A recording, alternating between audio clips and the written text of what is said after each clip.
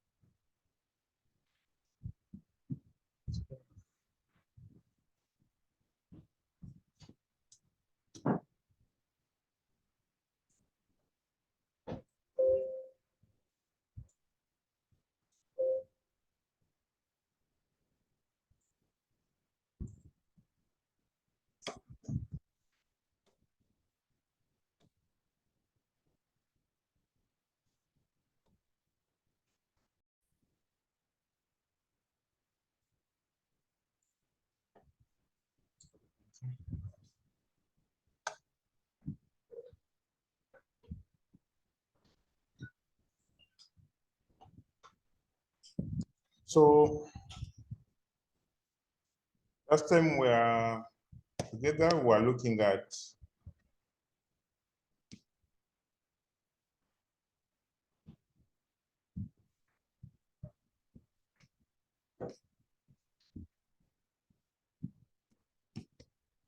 variance,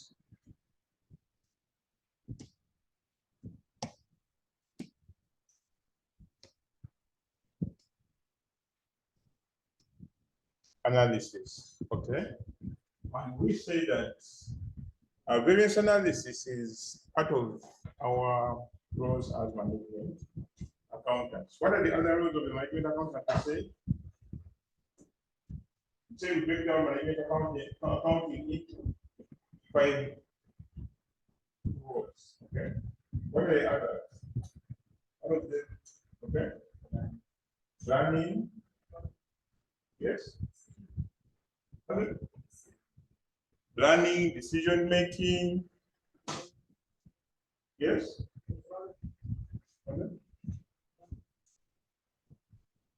Control. Thank you. Planning, control, decision making. What are the first two? Yes. Hosting. Okay. So one of those we have just talked about, control. Okay. When you're controlling, we want to control our performance.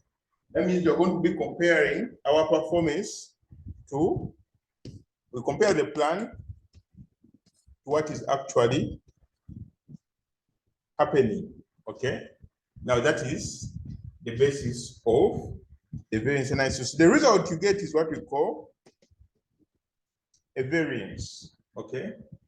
So a variance is the difference between the plan and the actual. For example, you plan to come here at 2, okay?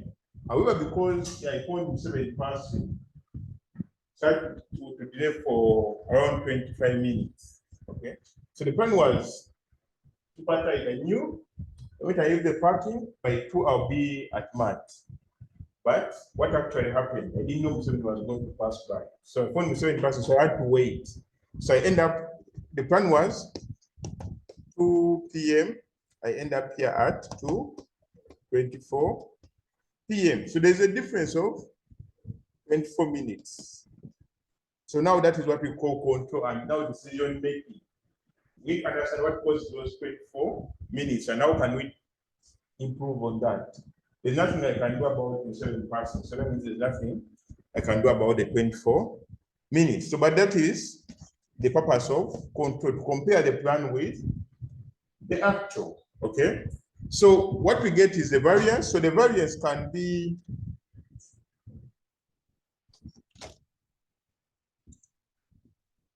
the variance can be either favorable or adverse, okay? Adverse happens when things don't go according to plan and they're negatively impacting us. For example, I planned to be at 2, but then I ended up coming in a bit late. That means that's an adverse variance. You plan to spend this, but then you end up spending more, okay? That's also an adverse variance. So where you spend more than what you require to spend, that's an adverse variance. Where you spend less than what you require to spend, that is a favorable variance. And when it comes to sales, when you make more sales than you thought you were going to make, that is the favorable variance. When you make less sales than what you're supposed to make, that is an adverse variance. Adverse variances happen when things don't go our way. Okay? When something good doesn't come out of the difference between the plan and the actual. Okay? So last time we introduced the various variances we wanted to look at, and we said we have 3 variances we want to focus on. Okay, we said the first variance we want to focus on is variable cost variance. Okay, and the variable cost variance is the variance of variable costs. The variable costs we have always focused on in our class are 3. One of them is labor. The other is material and variable overheads. So these are the sources, what we shall cover under the variable cost variances. Okay. Then we have the fixed cost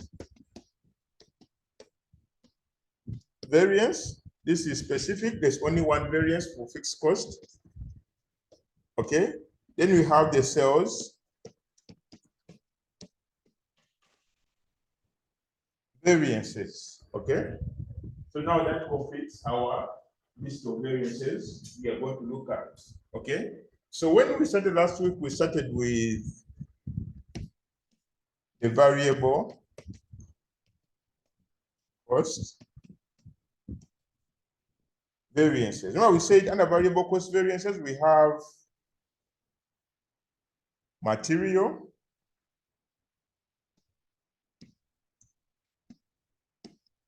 we have labor, we have variable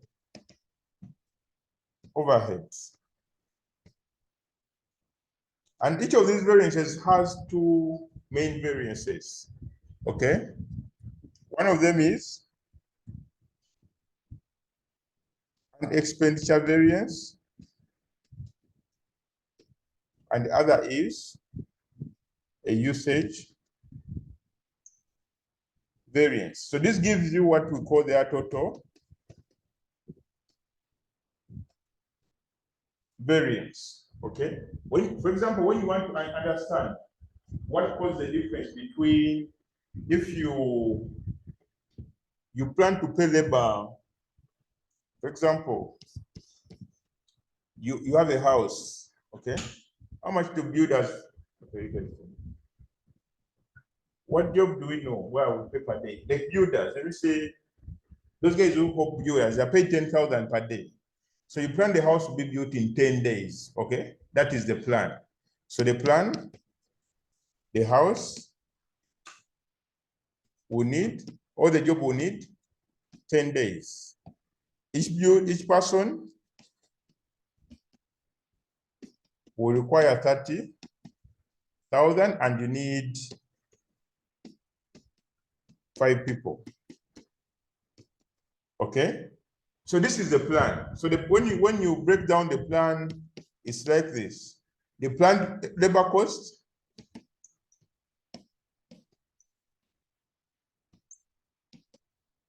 is 30 times 5 times the 10 days. How much is this?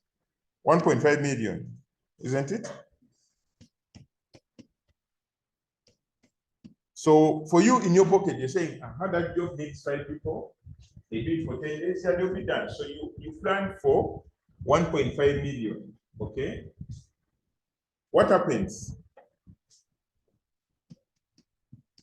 actually turns out that you spend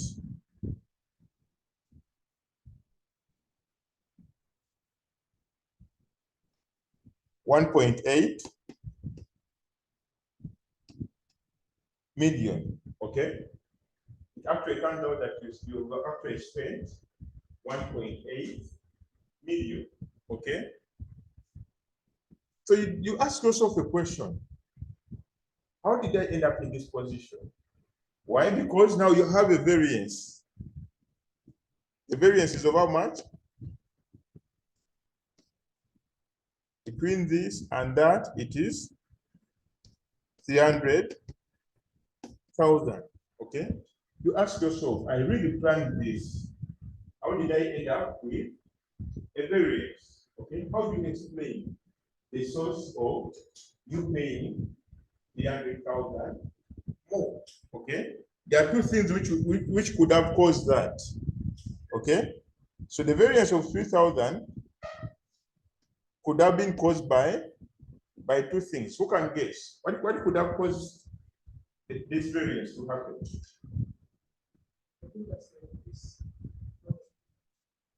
The number of users that increase, that is one reason. Yes. The time taken, builders could have used more time than expected. That means the builders were inefficient. So the builders, if they efficiently work, it's a time-based job. But then they're not as good as the thought.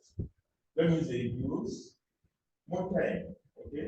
What would be the other reason? Sorry? Yeah. The money you're negotiating. So this was the plan. When you negotiate with the builders, it will be a propose. What you want? 35 minutes. Okay. That means the rate might have increased. All these things could contribute to the variance. So in management accounting, we narrow them down into two. One is the rate, like she said, or the time taken. Let me just use simple words. The rate or time taken. Okay. So the moment any of these change from your plan, that means also the total cost changes. Okay. So the rate, when you check this, you ask yourself how much the rate is about. How much did each builder take? How much did I pay each builder compared to the plan? Okay. You ask yourself, yeah, in the plan, I thought each builder should be paid 30,000. Okay. But how much did I actually pay the builders? So that is what we call the rate variance. The rate variance helps you to explain the bigger variance, or the bigger variance is what we call the total variance in relation to rate. What did the rate change? Okay. Or how much time did they take?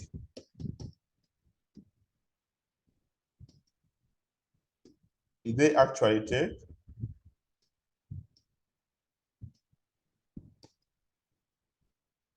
Compared to the time they should have taken. Okay. So when you reach here, this side requires you to flex the budget. Okay. So if the work did not change, that means you don't need to flex the budget. You know, when I say flex the budget. For example, if you are building from this point, that was the plan, that means nothing changed. So if they use more time, they're just inefficient. Okay. Even if you change and then you tell them, I know you need to change, then they start from this point. Also, you have to flex the budget.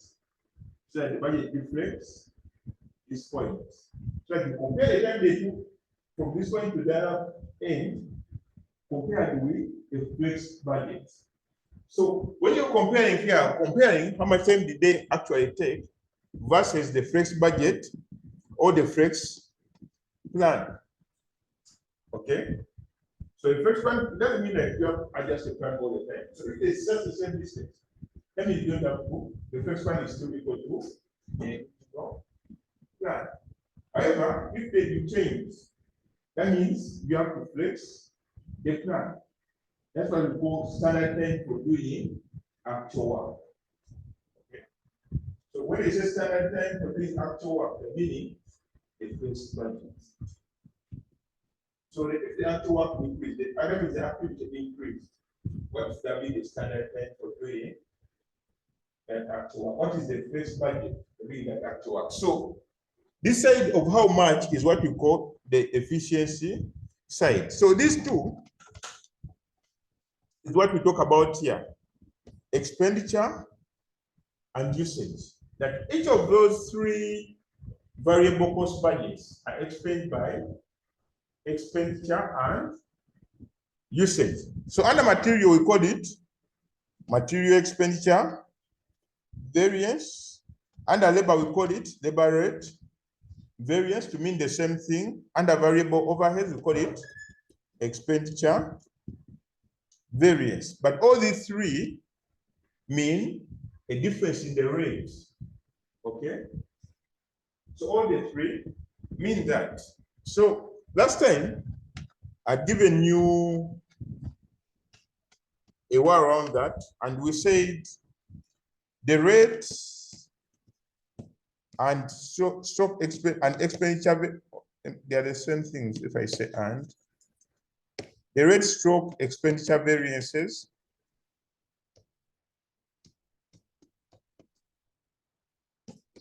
for variable costs can be calculated using actual quantity, actual price, compared with, if I can say less,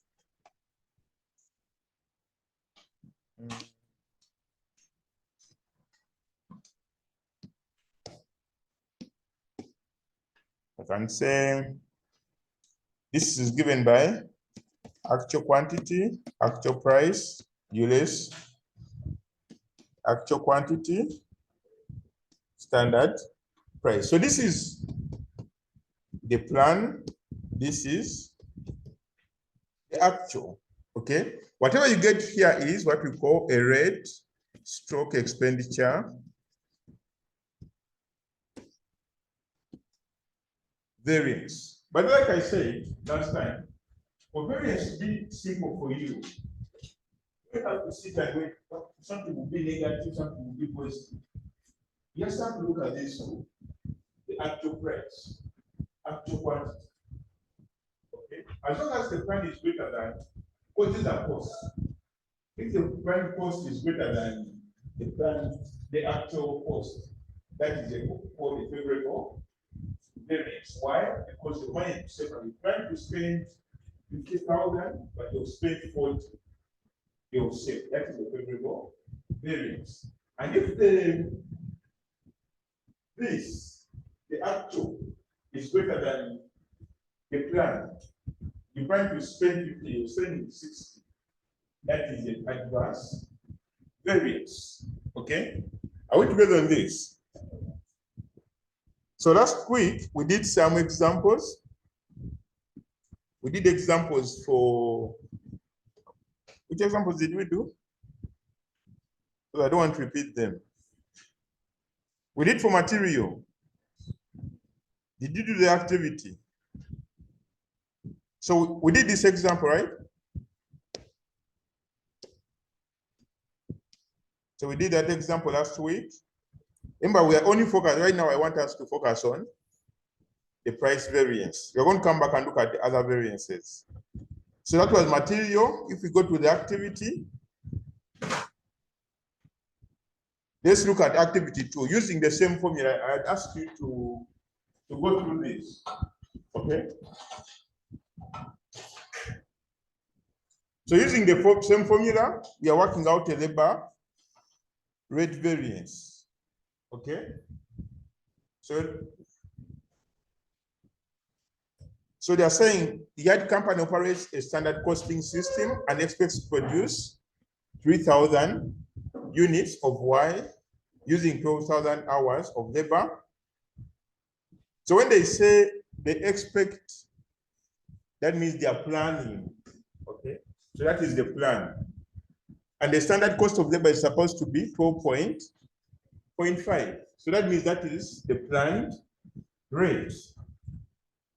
Last month, the company actually made 2195. This is the actual activity. Now this one, okay, this is the actual activity.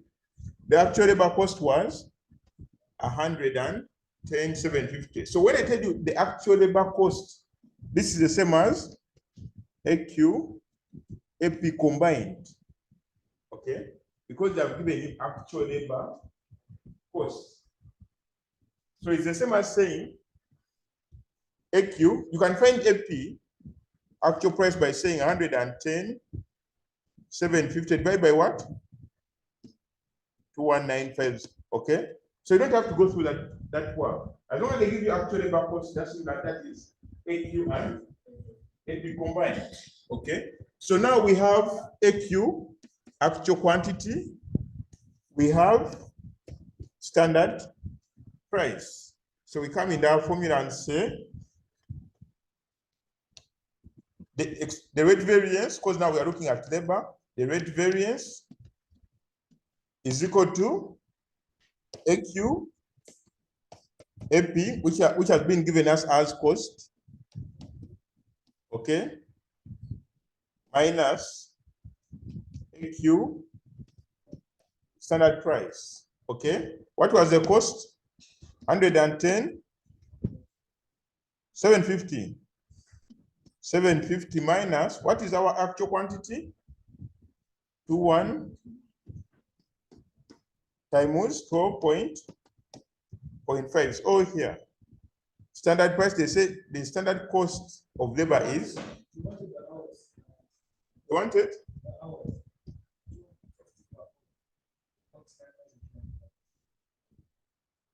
They want it, they want 9,200, oh, sorry. Actual quantity is here, 9,200 hours.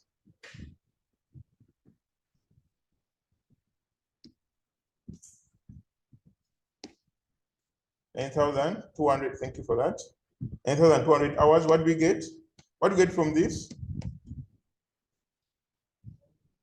115. So at this point you compare, this is your actual, this is your plan. So this is just a mere look at these two figures should tell you which one is favorable, which one is adverse. So which one is bigger? So the plan is bigger than the actual. That means whatever we are going to get is favorable. We managed to make a saving out of this. So what is the saving? Pardon? 4250. Any questions?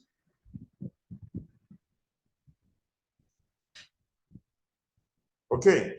So if we don't have questions, let's do another example. You want for me attempt this?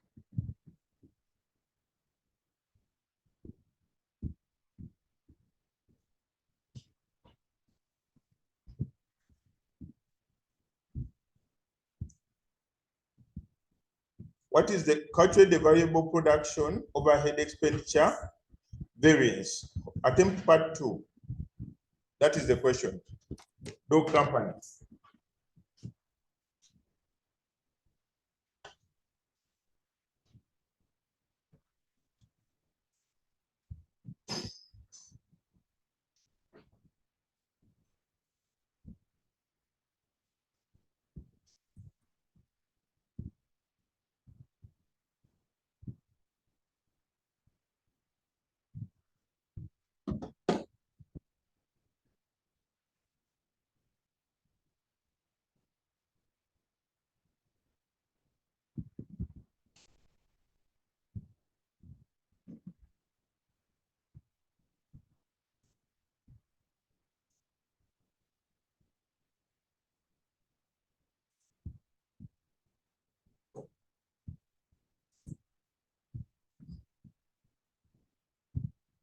through the question, identify after one price, standard price, then after one. So if they say standard price per unit, then the after one is should be units. They say per hour should be hour. So one with all.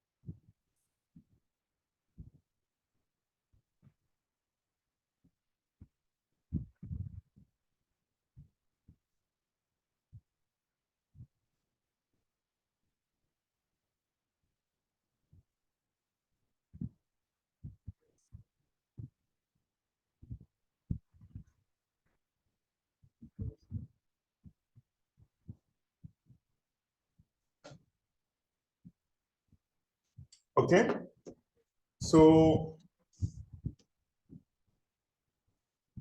if we can fix the values, the expenditure variance should equal to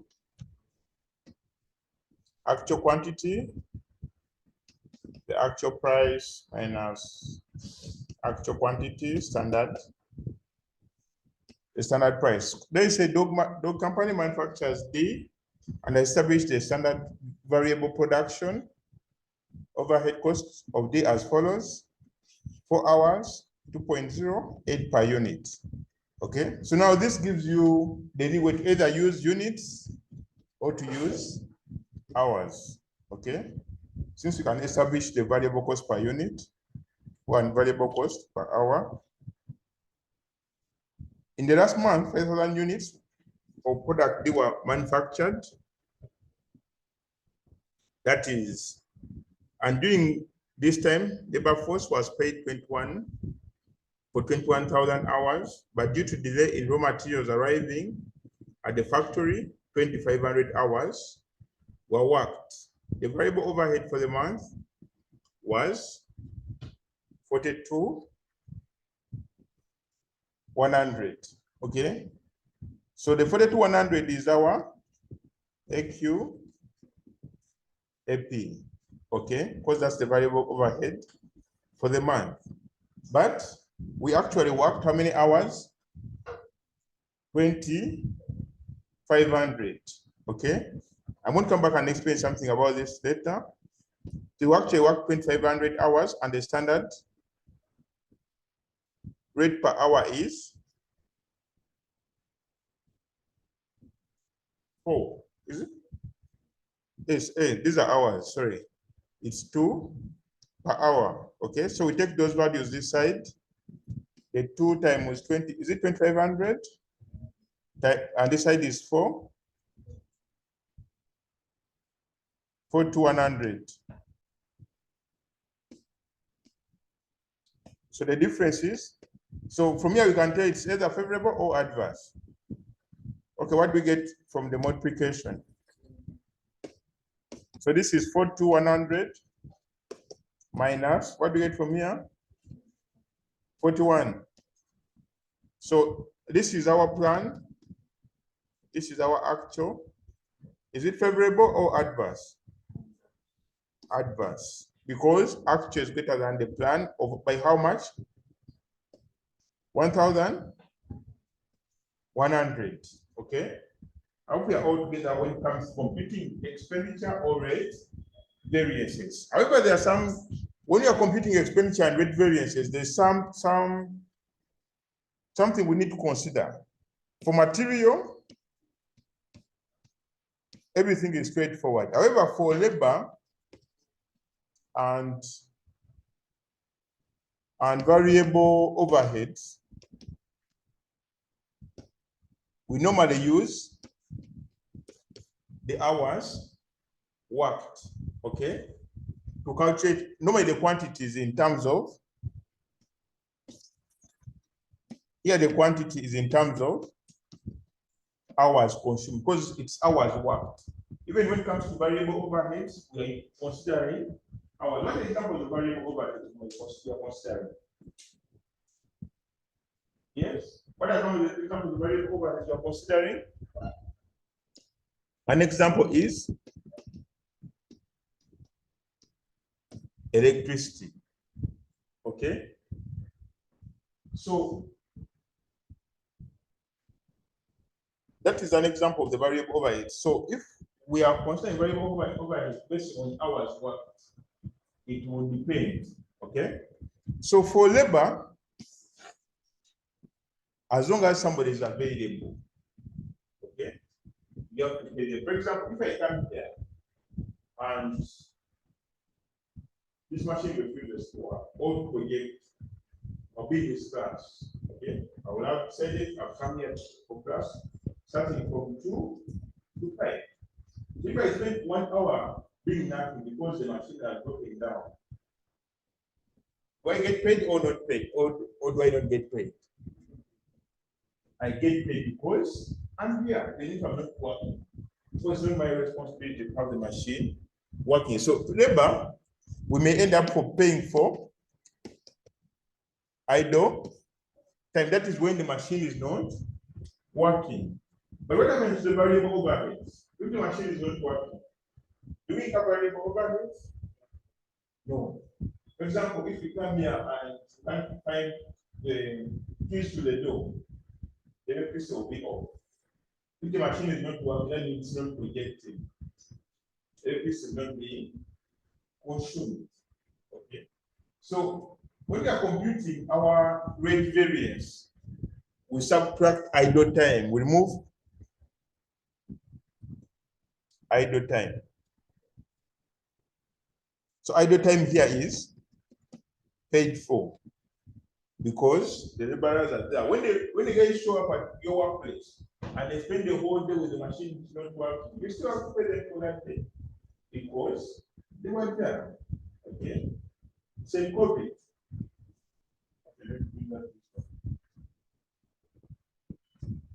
But this is actually, so when I show up here and the machine refused to work for the whole day, or for the whole 3 hours I'm here, I'll just tell you that when the task is done, we shall be shipping the task for another day. But on my side, I will have to be paid because I show that. But on that day, we shall not consume the electricity because the machine will not work. That's why we are saying when you are computing the rate variance or the labor rate stroke expenditure variance, you can include idle time. But when you are computing the variable overhead expenditure variance, subtract idle time. So that is what was in this question. They say that the laborers were paid for 21 hours. Because for them, you have to pay for them. But what actually happened? They only worked for 2,500 hours. That means there was some form of idle time. That means when you are not working, it was idle time. So only take idle time. So when they tell you laborers were paid for 21,000 hours and the idle time was 500 hours, you have to subtract the idle time. Are we together? Okay. Then that takes us to another thing. We also have what we call idle time. Also, it's an expense.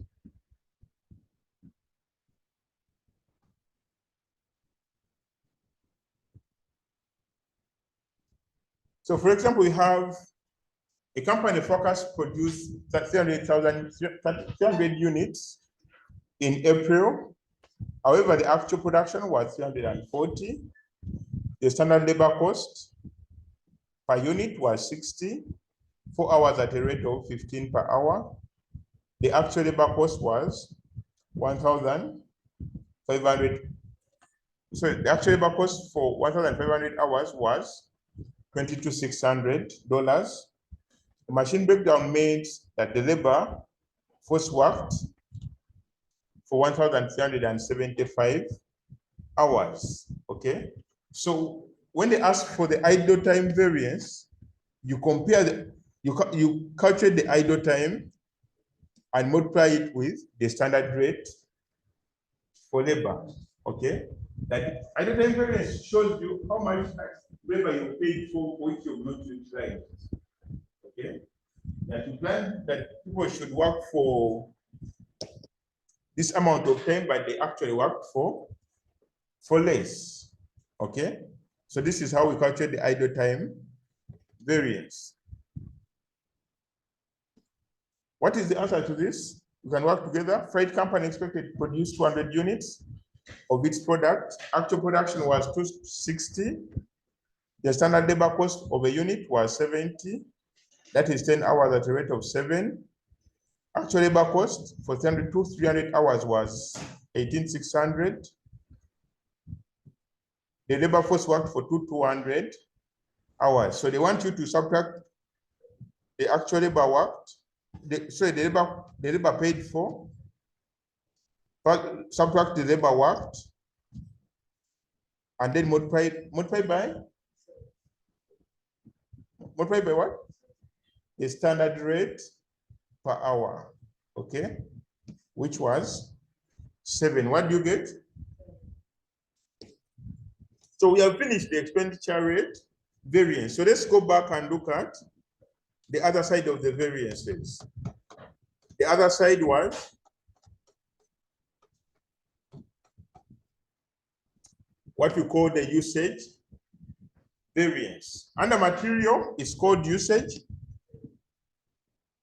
because you're using kilograms, okay? Under labor, it's called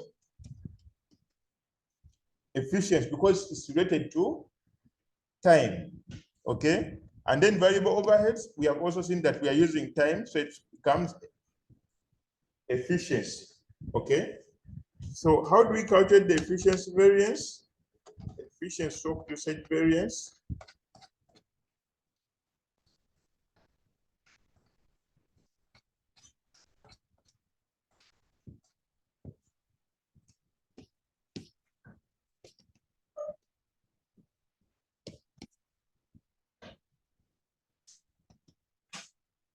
So the efficiency stroke usage variance is computed using actual quantity, standard price, less standard price,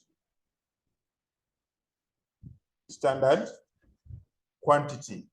And we say this is, how did you call the standard quantity? What is the standard quantity? I've been talking about this for 3 classes now. Standard quantity is the plan. Yes, the plan that is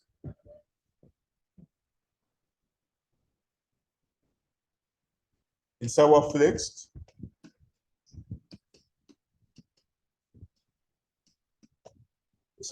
budget. Whatever we talked about fixed budget, this is now the end income after it. This is part of the previous part of variances. Because people don't understand this one. Bit of this class we have some fixed budget, isn't it? Okay. In my fixed budget, I say when you plan to work from here to that point, that is the plan. But then you actually work from here to that point. You have to adjust the plan to reflect from here to that point. The flexing is on the activity, not the money. When you say flexing, we mean activity. So you can't start comparing somebody who you can't say this car consumes a lot of fuel. It should be out of fuel if they talk about the same scanning. Okay. So you can't say okay, the fuel consumed from here to Ginger Road, and the fuel consumed from here to 1 day. Okay. So the distance has to be the same. That's what we call flexing. Okay. So the standard quantity is the flexing. That means what should be consumed per unit. The planned consumption per unit shouldn't change, but the number of units is what changes. That is the flexing. That the flexing is standard consumption per unit.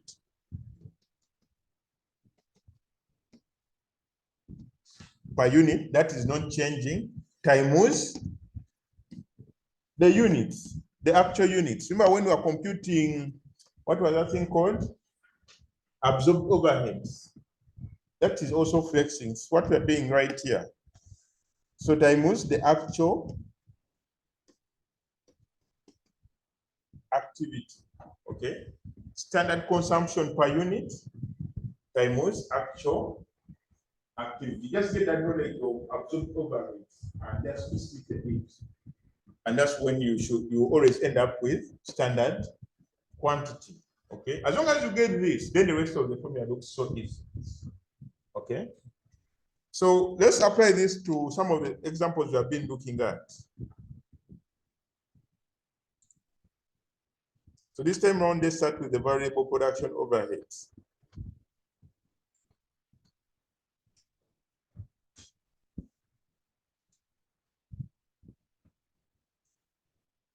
Okay, let's start from there. You might say for variable cost, the formula works for all of them. So that's why I'm picking randomly. So they're saying, suppose that the variable production overhead cost for X is as follows: 2 hours at 1.5 fee per unit. So where is the standard consumption, the standard consumption per unit in this sentence, in this line? They said 2 hours at 1.5 times 3. Where is the standard consumption? The 2 hours. That means every unit needs 2 hours. Okay. So now that's what we call standard consumption, that every unit needs 2 hours.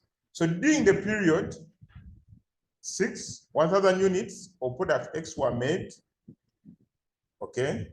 The labor force worked 20 hours, of which 60 were recorded as idle time. So if you go back, when you go home to rework this, to rework the expenditure variance, you know what to do with this. You have to subtract 60. Then the variable overhead cost was 3,075. Okay. So we have actual units. Okay. We have actual labor hours. What else do we need? We have standard price. So we have, from here, standard price is how much? What's the standard price? Standard price is the budgeted price or the planned price. What is the standard price? Pardon? Standard price per unit. 1.5. Remember they said is that, so this is their budget, okay? So 1.5 standard price, standard quantity. Oh, this is per, okay, this is per hour. We can use per unit. So this is per hour, because we have hours here, okay? We can also have standard price per unit to be 3. So, but you have to be consistent with units, okay? So what is the standard quantity? Oh, okay, let me start with the easy ones. Actual quantity. What is our actual quantity in hours? 20 hours. This side of units, actual quantity is 1,000, okay? What is our standard price? Now this is where the English starts from. What is our standard price in terms of hours? We say standard price is the standard consumption per unit, okay, times actual activity. So what's the standard quantity? I know 60, I know that's idle time, okay? Pardon? The actual quantity being consumed. So for now, we are going, let's not dive into the subtraction. Not as to partialize this thing, we adjust for any idle time consumed. Okay. So what should be the standard quantity? Or yeah, I'm looking at standard quantity, not standard price. What is the standard quantity? Remember, we said standard quantity is given by standard consumption per unit times the actual activity. What is the standard quantity? Okay, what is the standard consumption per unit?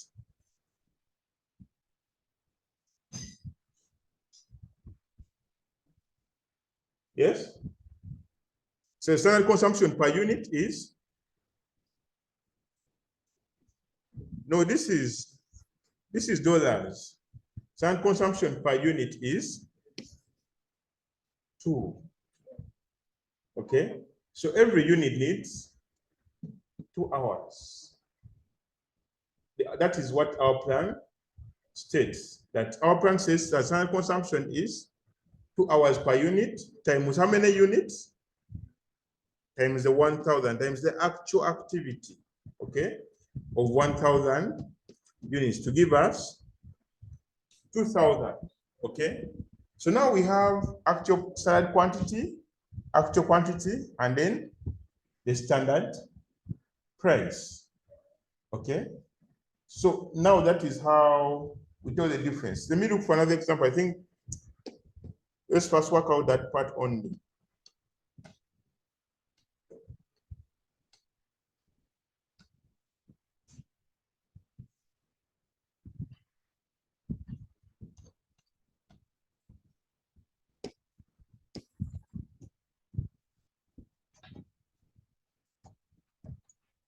Okay, from this, let me establish the standard quantity, okay? Given that scenario, what is the standard quantity? You need to establish standard consumption per unit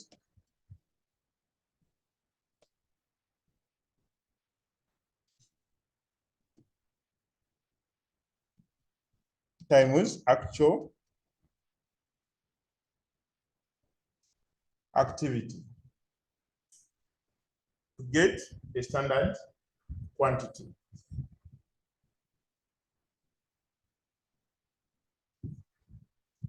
It is, what is the standard consumption per unit? So they said each unit requires how many hours?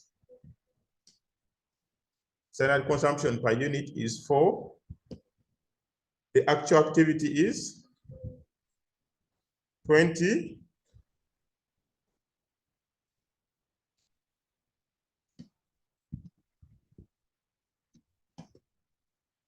Okay, so in every question,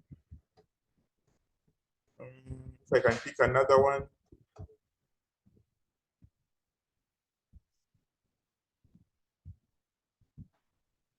Now this is about labor, okay? In this question, same thing, SQ, sorry, I think I picked the wrong file.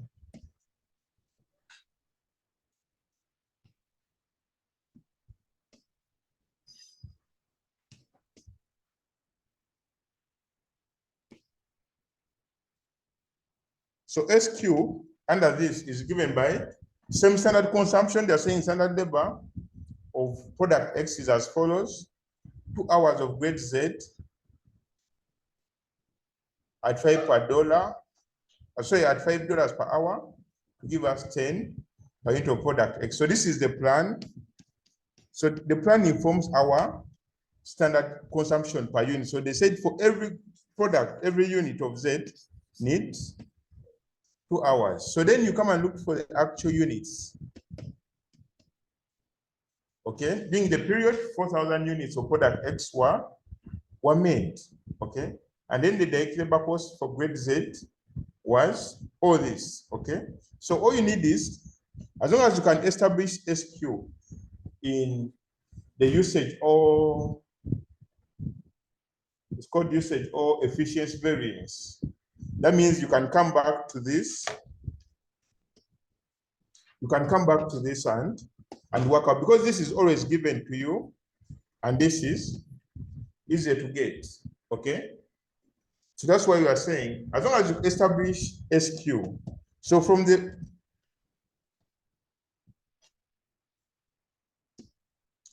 this we can calculate this is efficiency variance to be AQ SP minus AQ, sorry, not AQ, SQ SP. So AQ is how many hours? 2300 hours times what's the standard price for each hour? 5 minus 2 times 1,000, which is 2,000 hours. So this will give us times 5. Okay. This to give us what do we get from this? The first bracket. When we multiply this, what do we get? 11,500 minus, I think this is 100,000 or 10,000. Okay, so now this is the plan. This is the actual. Okay, that means we use more than what we planned, so we end up with an adverse variance of how much?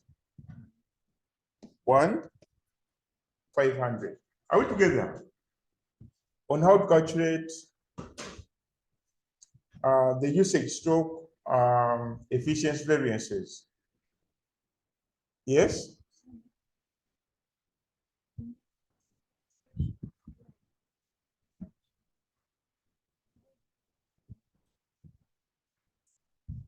Right.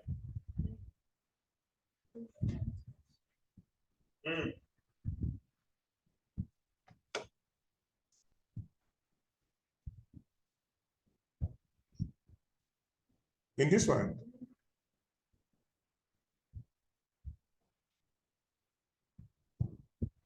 Okay.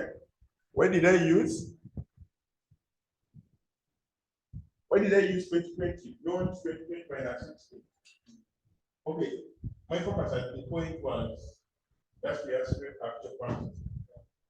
Okay. So that's why I don't care if it was variable production or it was labor. Okay. So I want to come to that when we have understood this is the understand, like this one. When we have understood that. Okay. Just like we did for the expenditure variance, we calculated that part last. So are we any other question? Yes.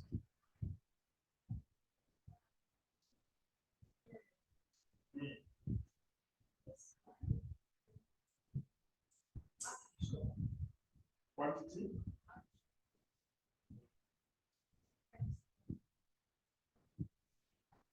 You have to quantity. The other side is not have the quantity. You say when is that done?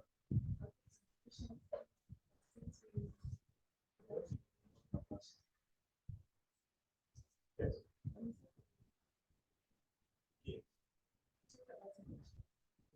Oh, yeah, I can't be forever. Okay, yes.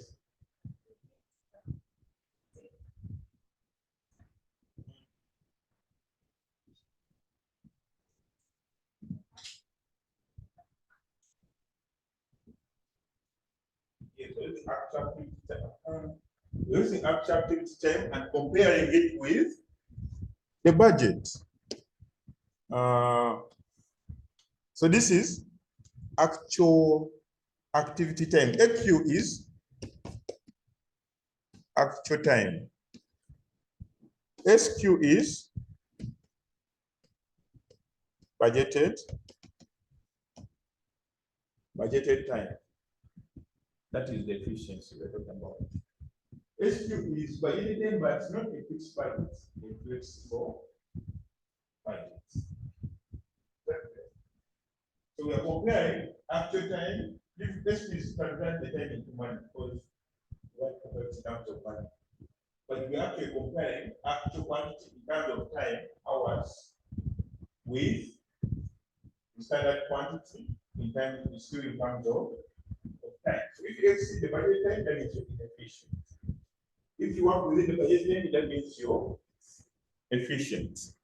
Let me see, I have questions online. Mika says, I'm lost on SQ.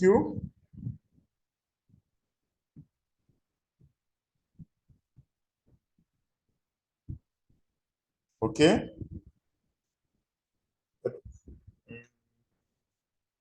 SQ is here. Like I tried to define SQ. SQ means standard quantity for actual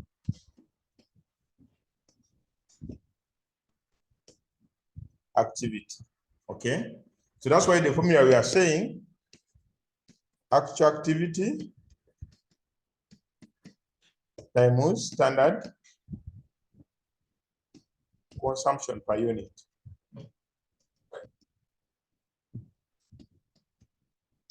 Unit, this word takes on anything, can be kilogram, can be hours, can be kilometer. I don't want you to just tie it to units.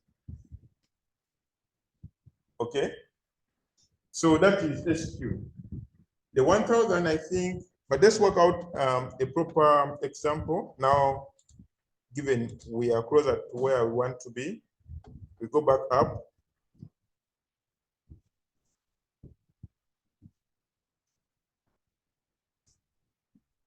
I normally want to work out activity so that when you go home, you can work out examples. So from this example, this is, I think this is material. Is it? Or let me work out for material. Yeah, from this example, this is material. Remember, we worked out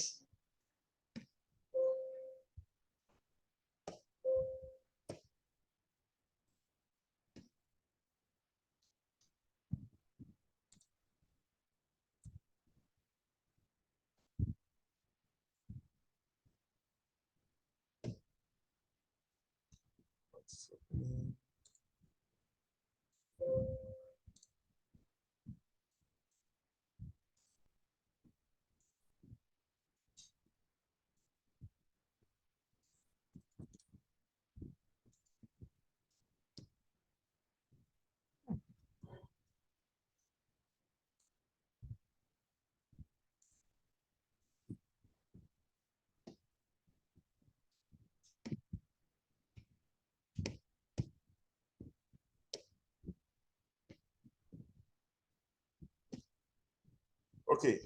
Remember, we worked out the price variance. So now let's work out the usage variance. Remember, in the usage variance, we said this one is given by SP AQ, SP times AQ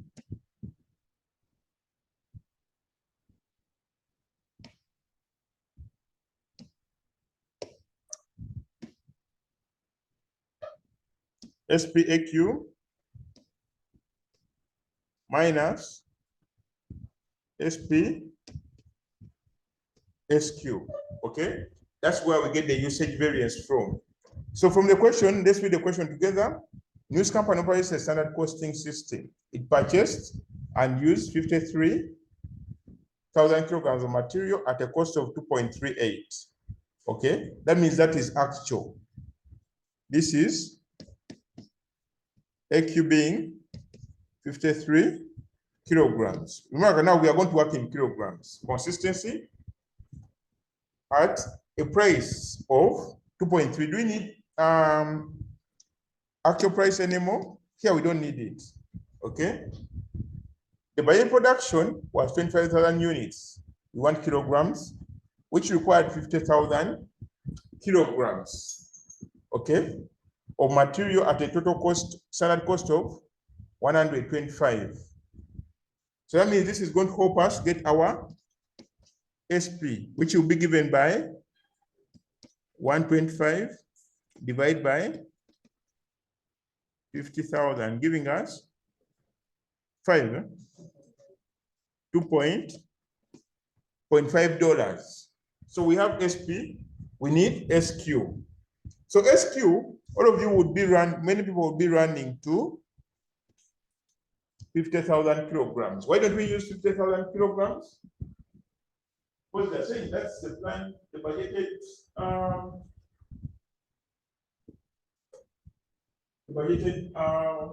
material. So why shouldn't we use 50,000 kilograms? Yes? Why shouldn't we use 50,000 kilograms for SQ? Because you flex. Because it was fixed. Because it was changed. Who changed it?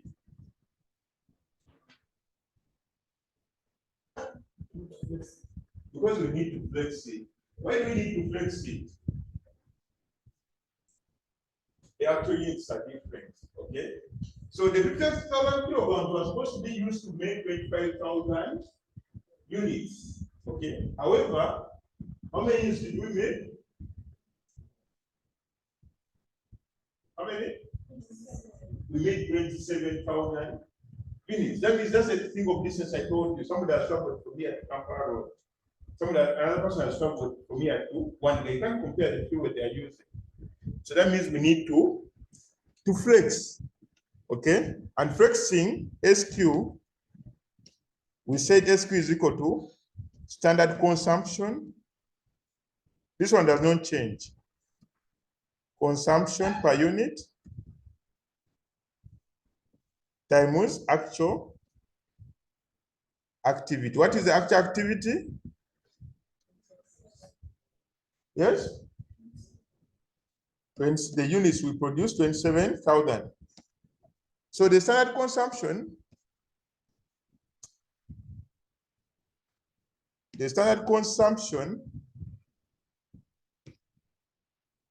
should be, how many units should have been used for each unit? Okay. And where do we get that? How many should we have used for each unit? How many kilograms should we have used for each unit? Yes? How do you know? Remember they said they're going to produce 25,000 units and use 50,000 kilograms. That means each unit required how many kilograms? 2. Okay.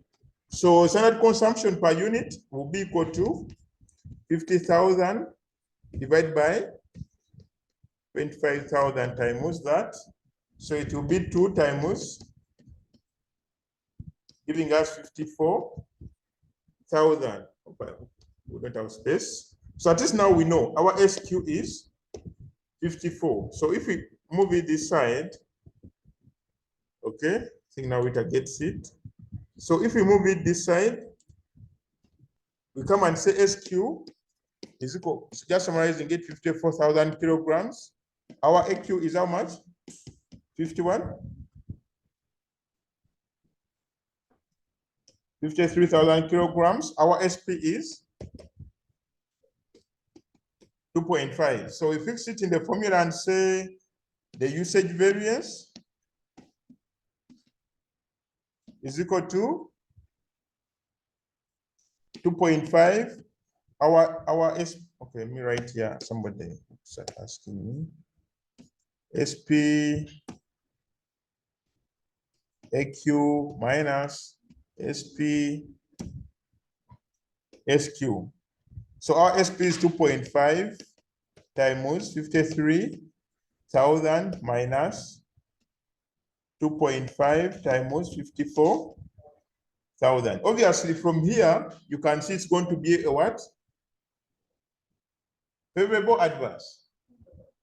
Why? The plan usage is greater than the actual usage. So what do we get? What's the answer? 2,500? Because you just subtract these two, 1,000 and multiply times the 2.5.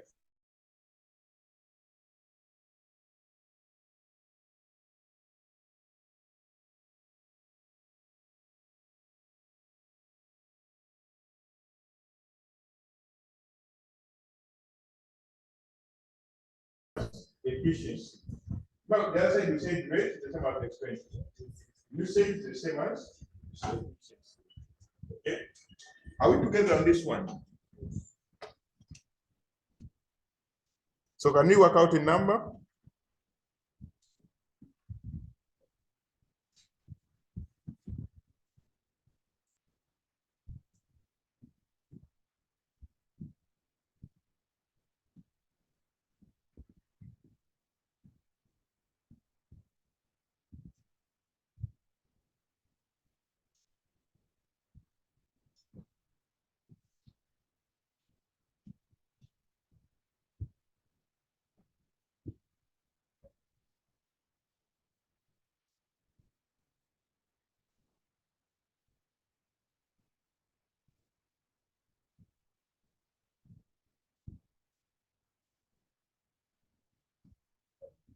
Okay, so let's work out this one in our books. We worked out the rate variance, but please, when you go back home today, practice again. Otherwise, I'll find you a reading next week. I'll find you a reading variances in August, and the same variances are confusing. I think they're very obvious things. Okay, they're very simple. So go back home today, practice. So that when you come back for customer is at 9. Is it 9:30? Yes, customer is at 9:30. So when you come back tomorrow, you should have practiced. Okay. So calculate for me part 3. Just three only. Calculate the Dirichlet efficiency variance.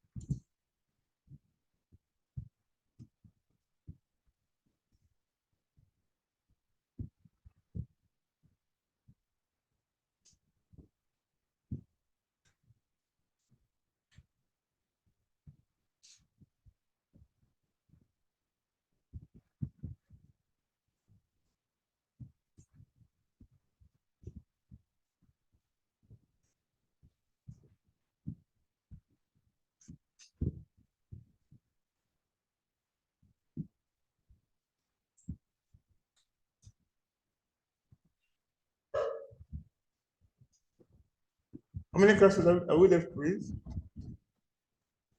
2. That's tomorrow, and which other day?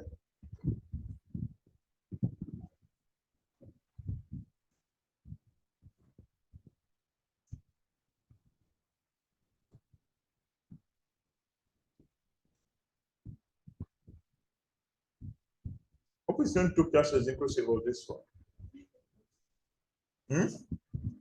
This one is not inclusive. So it's tomorrow's class, and then the next Friday. Oh, okay. So that means tomorrow we need to finish, what is it called? Variances. So don't expect to get out of class tomorrow before we finish variances. So what are we getting? The formula is AQ SP minus SP SQ. As long as you get SQ, everything should be okay for you. What is our actual quantity in hours? Pardon?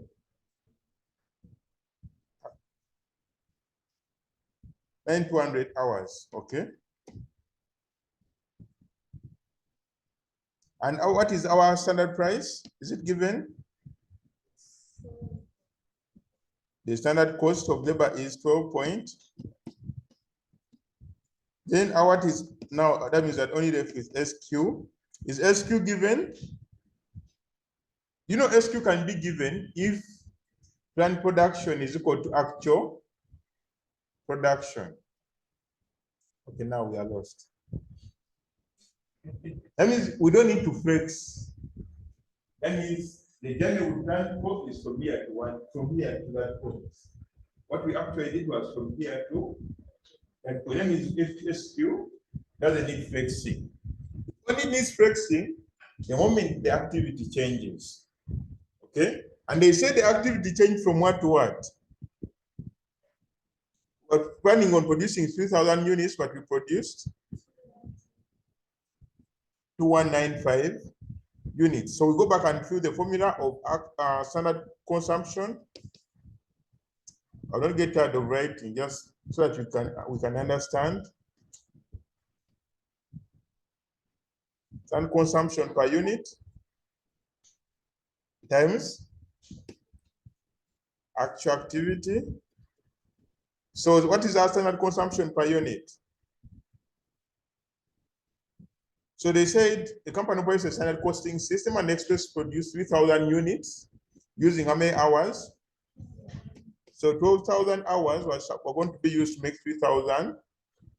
That means each unit needed 4 hours. Standard consumption per unit is 4 hours. Actual activity is 2,195. Okay, what do we get? 8,780. So that means to make 2,195 units, we should have used 8,780 hours. Okay, so we get our so which one? It's an efficiency variance because we are dealing with time. It's an efficiency variance equal to our SP AQ minus SP SQ. So we have standard time to be 12 point. Time was 90, not 99,200 minus 12.5 times 80, 780. What do we get? You can tell that the variance is going to be favorable, adverse. Adverse. Okay? Adverse of how much? 5? 5 what? 5,250. Okay. Are we together up to this point? Then can we comfortably calculate expenditure variances as well as usage variances? Okay. So remember, expenditure is not great variance and usage is slow efficiency. Okay, so you done that in this class.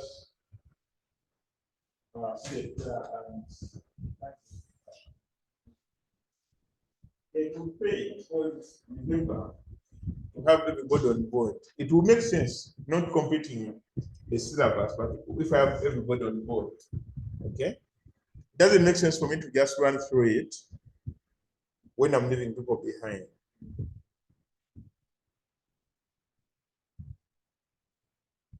So lastly, let's talk about the efficiency variance for variable overheads.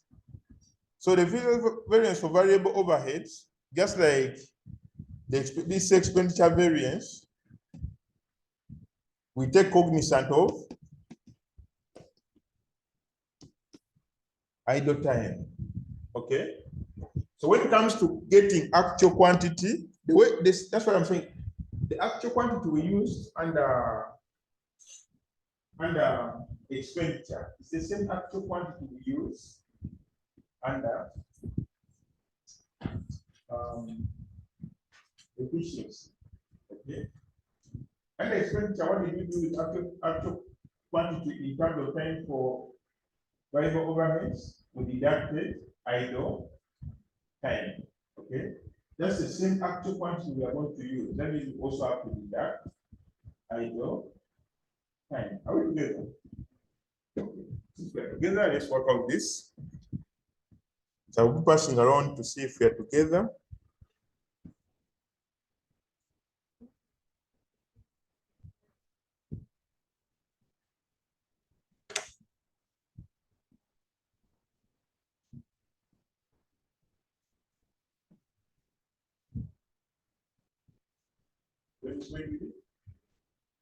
Yes. After one.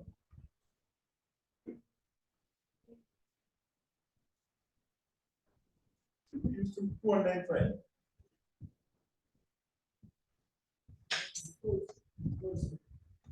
Because? Oh, here. But it's here. I think you're talking about this one. We're using 9,200. Well, like you said, what are they? Our rate variance. It was 9,200. Our rate is 2,900. When we come here down, I believe I did not change from 9,200. We are using AQ to be 9,200. Okay, the AQ used under efficient under expenditure stock rate, the same AQ we going to use under expenditure stock receipts. Okay, and we said we are together. Let's do what? Let's work out this one. So we pass by and say, so when I meet one who is not together, what do we do? We don't go for break, right? Oh, the way time is disappearing. We are doing this one. No, not 1.3. We already did 2. So we are only doing 3. Calculate for me the variable production overhead efficiency variance. Remember, efficiency variance is the same as usage variance.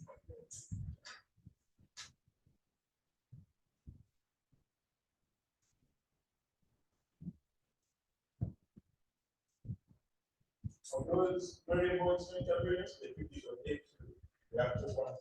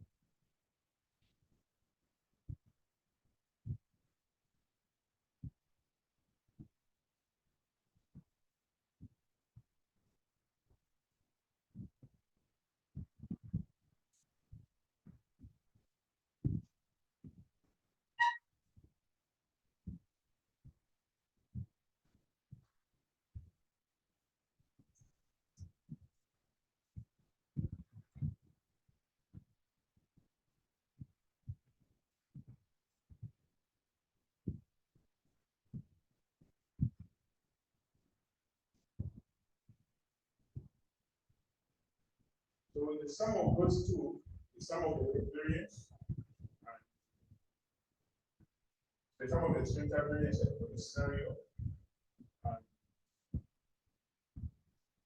the efficiency variance gives us the total variance.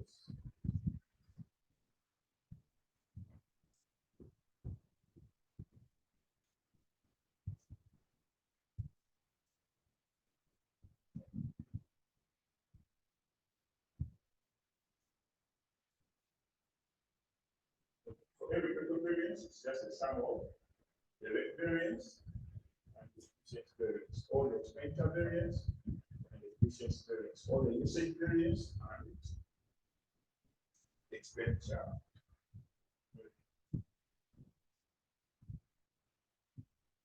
Now we are about what we call it.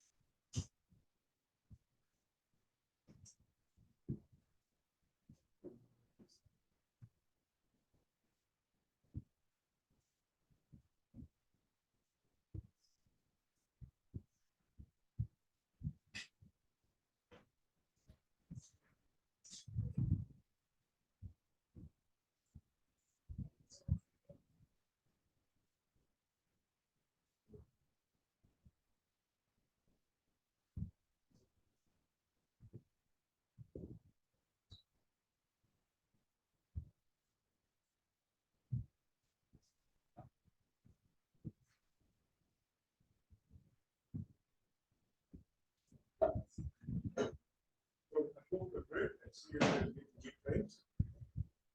Break starts around now. This is around 5 minutes.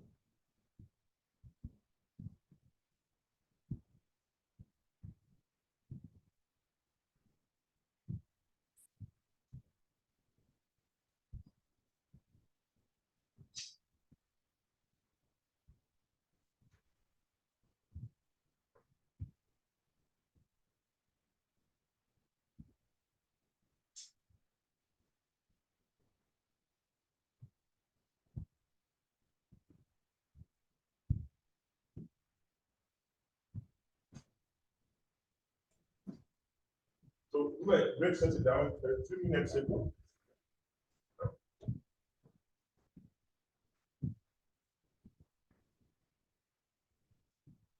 So just the solution here was SQ, which was 5,000 times 4 to give us 10,000. SP is equal to $2 per hour. And our AQ is, without idle time, 2,500. So we would get 2,500 times 2 minus 20,000 times 2, which gives us 1,000. I think it's an adverse variance.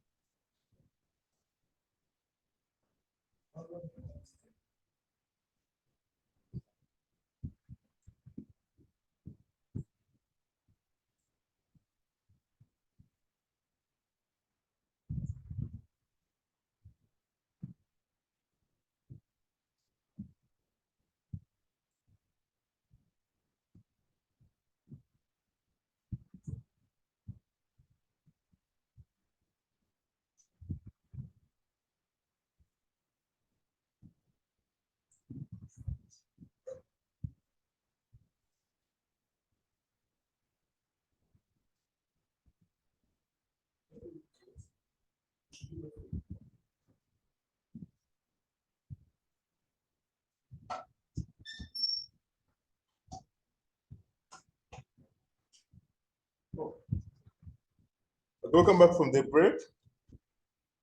So now we can end the class around 5:30, right? What are you saying? It's today is what? Easter Thursday? No. Good Thursday. It's Good Thursday, right? And you and the Holy Spirit are going to be what? Yeah?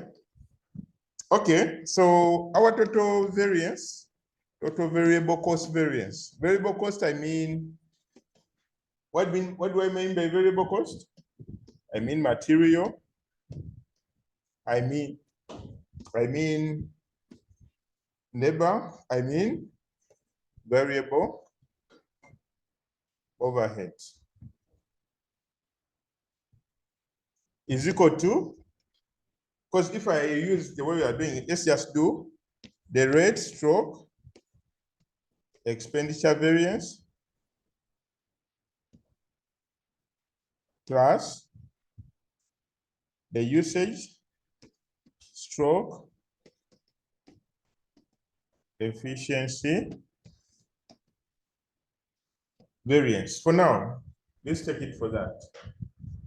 Okay, the rate stroke expenditure variance. That means if you have a rate variance, you add an efficiency variance to get total variance.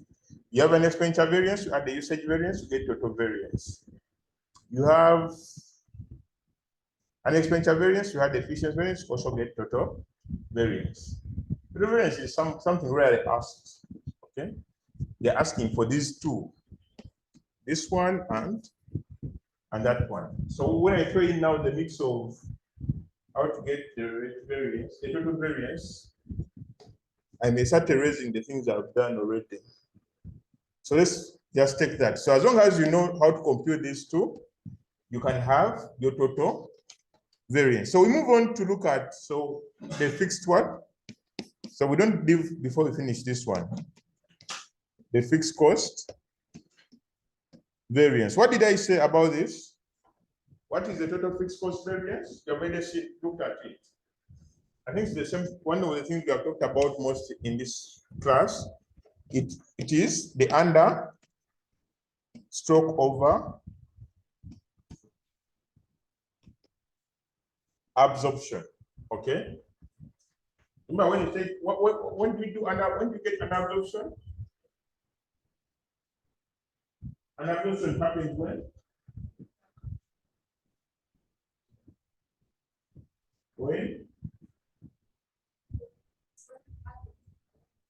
When absorbed overheads, absorbed overheads are what?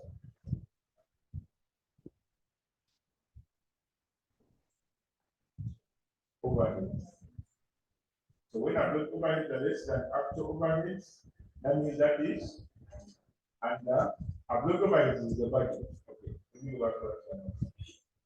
When the budget, the fixed budget, fixed budget. So we use such words. It's separate from personal. So when you're there in the meeting, you say, let's fix the budget. Everybody turns their eyes to you. And then you fix it. Everybody says, wow, there's a difference. So next time you have to explain to the person, you have to say, I'm excess. People now will know them. This guy is doing something unique. So use keywords. Fix budget.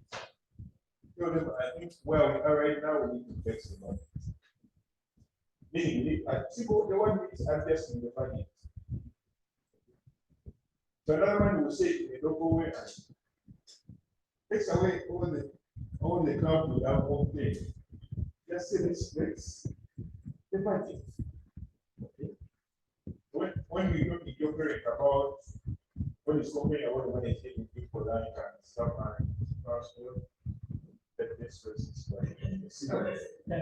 being very, very efficient in using your money. Start completely with the variances. Then you explain to him using variances and so you see.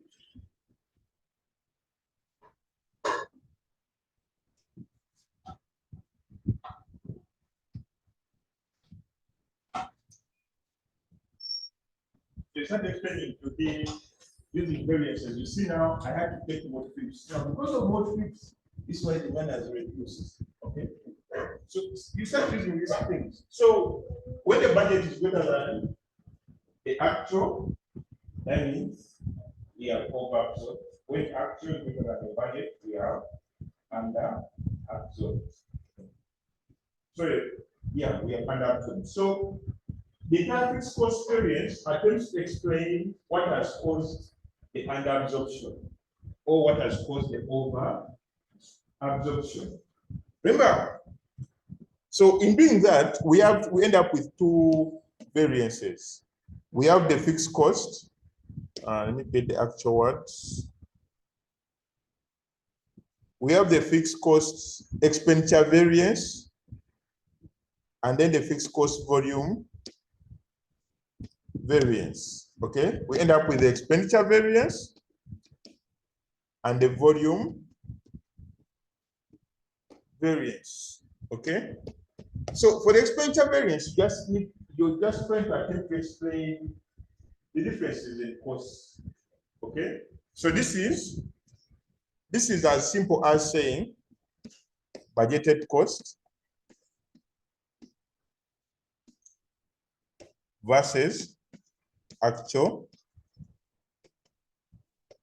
cost. This is the simplest variance to calculate a fixed cost expenditure variance. Just get what did you budget for as a fixed cost.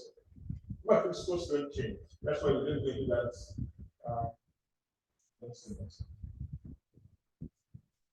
That travel or budget unit everything. So no, it's fine. Fixed costs doesn't change.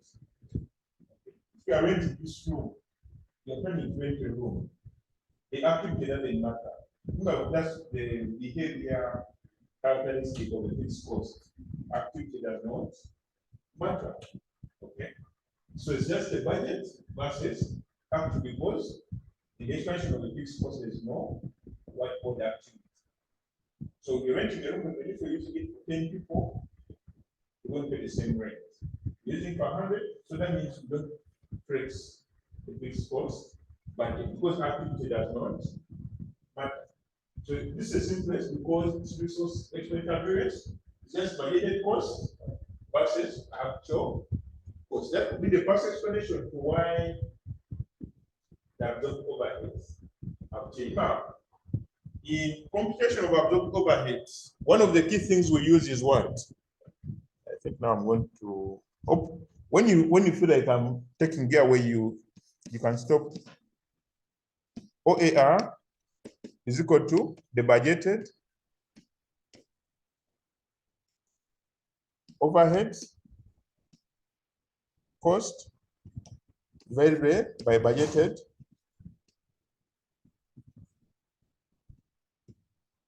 activity. And OAR, or overhead absorption rate, is very key in determining the absorption. When you determine the absorption overhead, that is when you determine the under or the overabsorption. Overhead absorption rate is very key. So the components that is overhead absorption rate still goes back to explain the variances in fixed costs. So we look at the numerator. That's what we have looked at under expenditure variance, the fixed cost expenditure variance. We look at the numerator. Now, when we come to volume, we look at the denominator. Okay. That means if the budget did not change, that means the budget did not cause, the budget is equal to budget period of 20,000 to up to 20,000. That means what caused the under overabsorption? That means there was a change in activity. Okay. Now that's what we call the volume variance. So what causes under overabsorption is either changing the budgeted expenditure or the budgeted activity. So budgeted activities, that is the volume. Okay. So we compare what should that be. Now this one takes in front. We compare the activity we budgeted and the activity we should have had. Okay. So it might say compare after activity and after the activity we should have had. Okay. If I put it right, let me just use the definition right here. The volume variance, we are looking at the planned volume versus the actual volume. Okay. So we plan to do 20,000 hours. How many hours did we actually do? Okay.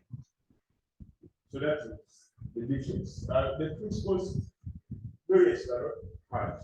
So we are looking at the planned volume versus the actual volume. So the volume variance can also be attributed to two things. So volume variance is called the fixed cost volume variance. So the fixed volume variance is equal to planned activity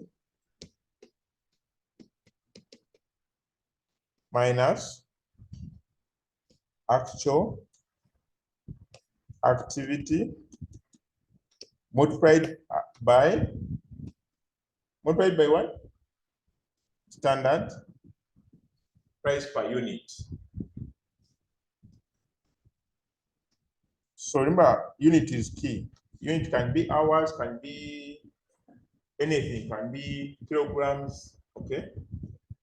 So volume variance can either be explained, why did the activity change? So what causes this activity to change can either be because of efficiency or because of capacity. Okay, there are two things which can cause that activity to change. It's either efficiency, that means we are very good at what we are doing, or capacity, that means we have the ability to do more, or we don't have that ability to do more. Remember when we are defining capacity, how did you define capacity? How do you get capacity?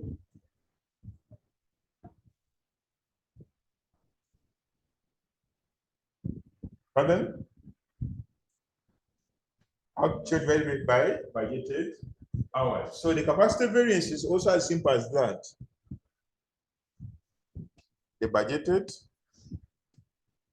hours minus actual hours valued at standard. Let me write it properly. Just like the definition.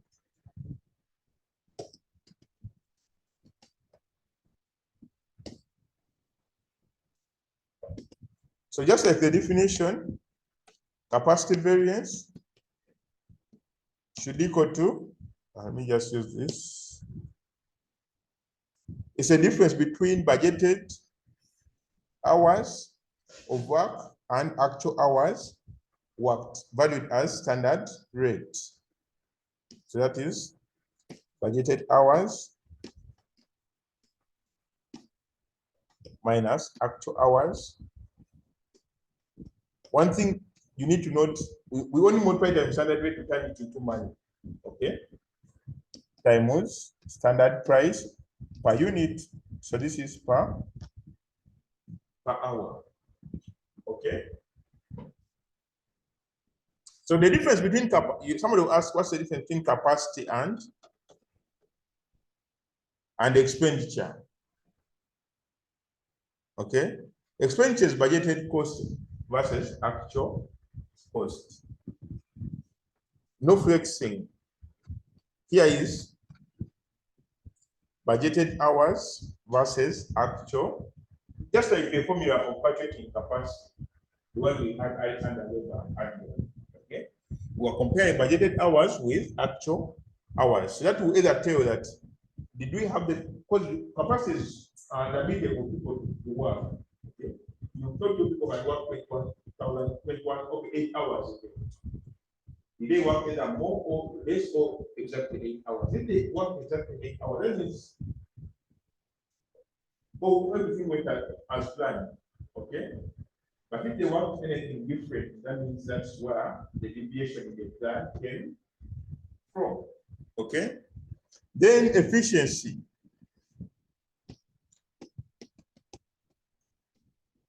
It goes back to the definition. How did we define efficiency?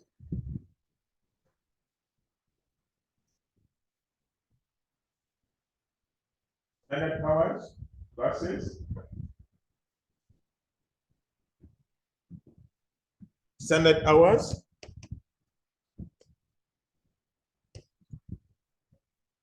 versus actual, or minus, let me just use minus actual. minus actual hours. How do you get standard hours? We do what? We do this side. How do you get standard hours?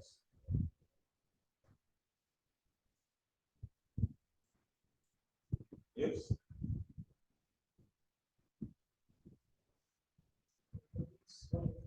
Hours for this 1 minute times.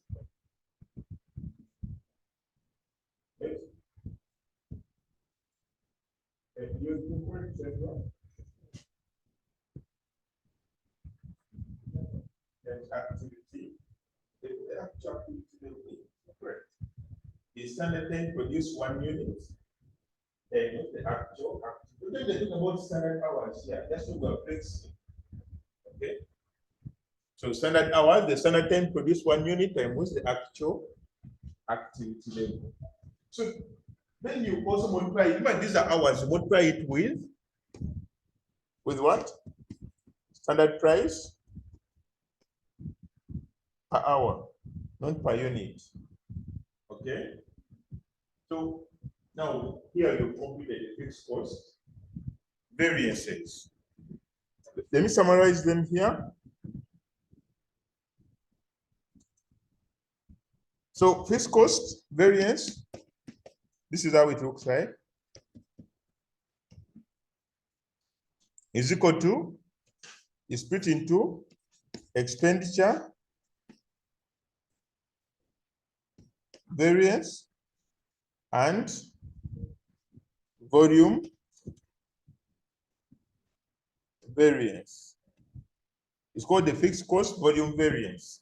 I think let me put here FC variance, FC variance. Okay. Now this one stops here. Now this one splits further into what? Now this splits further into capacity. So now this is called fixed cost volume capacity variance, and this also is called FCV efficiency variance. Okay, now this is the family tree for the fixed cost variance. I hope you know how to budget each one of those in the family tree. The expenditure variance is just a matter of budgeted cost for the fixed cost for the fixed. Okay, the fixed cost, budgeted fixed cost is actual fixed cost. Okay, the fixed cost volume variance, budgeted activity or planned activity is actual activity times standard price. Okay, standard price is the budgeted price per unit. We are talking about per unit. So this is budgeted activity minus actual times standard price. Okay, so then, so that is broken down into two. The first one, this one is capacity. Capacity we are looking at budgeted hours minus actual hours times standard price. The difference between the first volume and this one, we are talking about activity. Okay, here we are talking about budgeted hours. Okay, when we budget for hours, we also budget for the activity to produce. Then here we are talking about standard hours versus or less actual hours times standard price. So now, what the standard price is equal to what? Who can guess? We are talking about fixed cost. Standard price is overhead absorption rate. Okay. Standard price is the overhead absorption rate. Remember, we say we cannot get the per unit of fixed cost because it's not the normal thing we use. So we end up using our absorption costing to get it. Okay.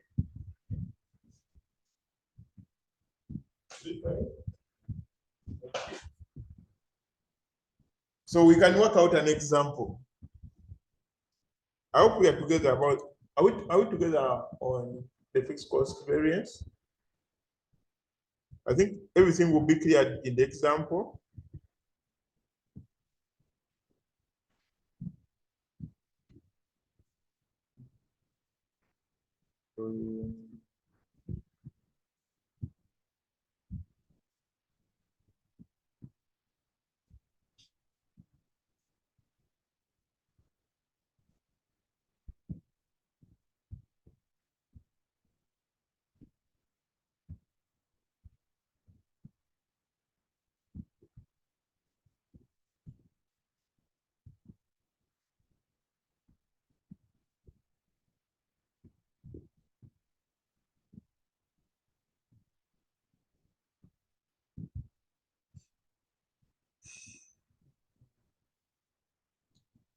Okay.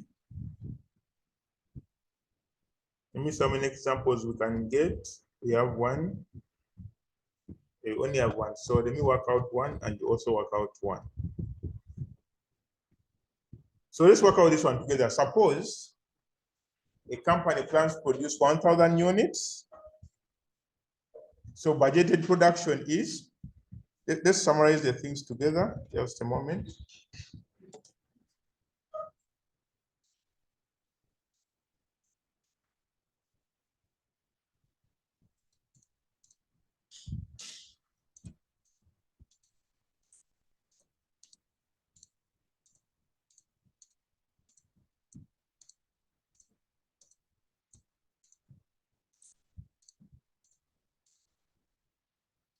Okay. So fixed cost variance. So a summary, we are saying budgeted production is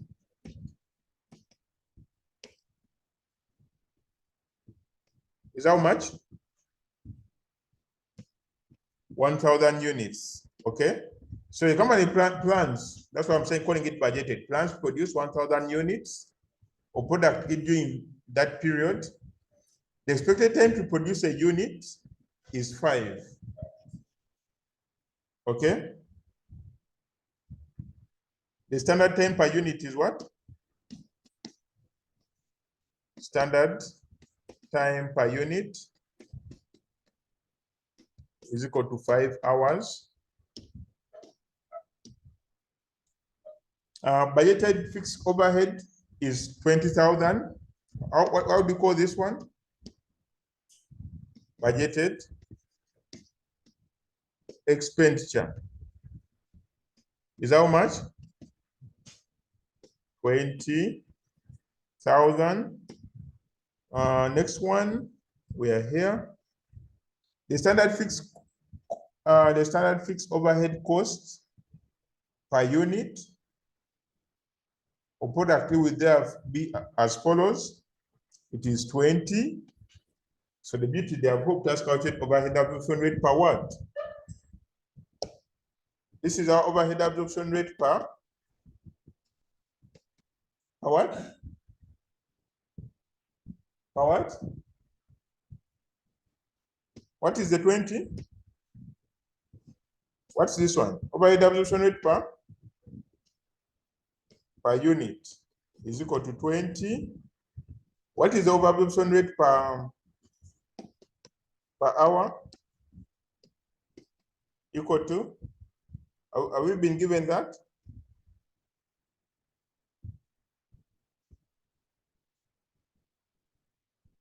It is what? 4. So for every hour, $4. For every unit, $20. Actual expenditure, they've given it to us. Actual expenditure. So if you can summarize like this, how do you fail to get the thing? 20, 21, 24, 24.50. Okay. The labor force manages to produce 1,100 units. Actual production,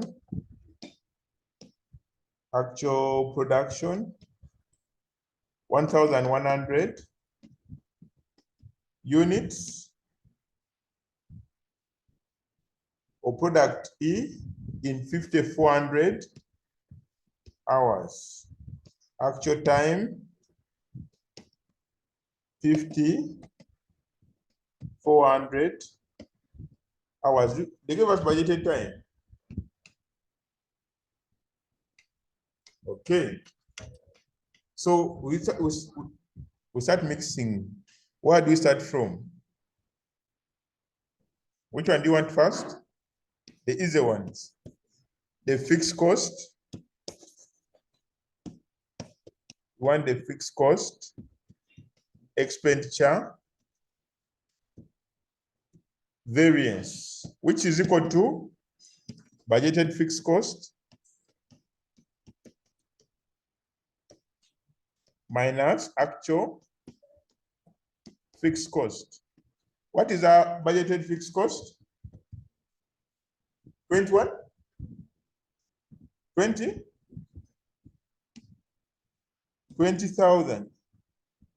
Okay, now everybody, so we start from where are we going to start from? Because I see at this time we need everybody in. Let's start from that side. So when you get this side, you guys, you know you're part of it. We're starting from there, the next one. So please don't volunteer answers.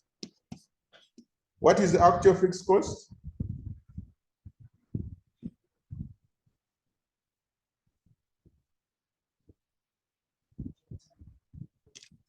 $20,450. Okay, I hope there's no Ghana who thinks this is coming from heaven, right? Everybody sees it in their book. You know, the books are yours to read, not to listen to me, okay? As I'm reading, you're also supposed to be reading. So the variance is 450. Well, the next question goes, yes? Favorable, adverse? Favorable. Okay, thank you. The actual was more than the budget, and you said it's favorable. Adverse. Okay, so we finished one. Are we together on this one? Anyone with a question? No, this is an example. Don't focus on writing. Focus on getting the content. Okay? You write a lot of things you will not read. Okay? So we are done now too. We go to the fixed cost volume variance. Fixed cost volume variance. This one is given by budgeted what?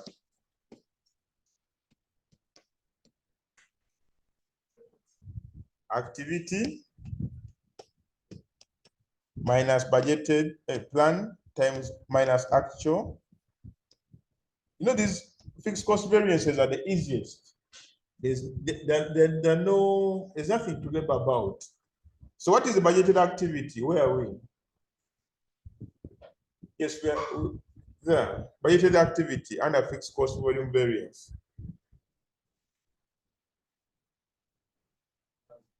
20. Budgeted activity in terms of units. It is 1,000. What is it? So this is 1,000. Next person, actual. Pardon? 1,100. Remember this entire bracket has to be multiplied with, sorry, I think I wasted my space. Let me write it here.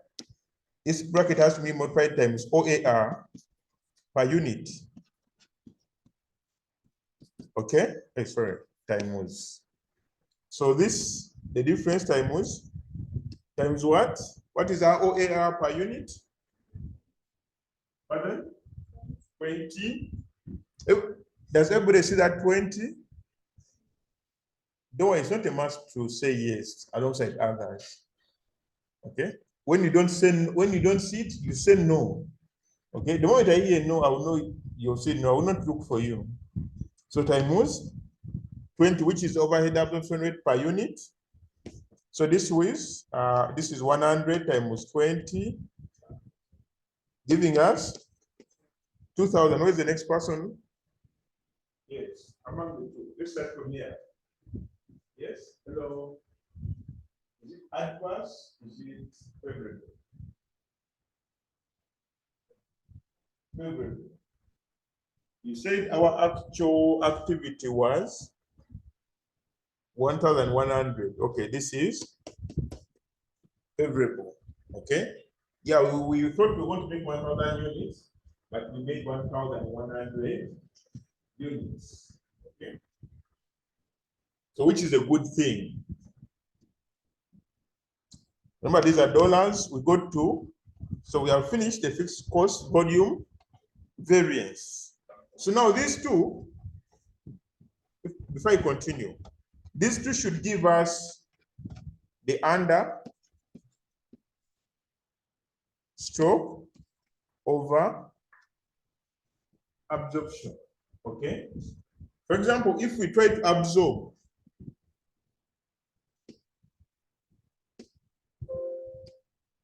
what is the question?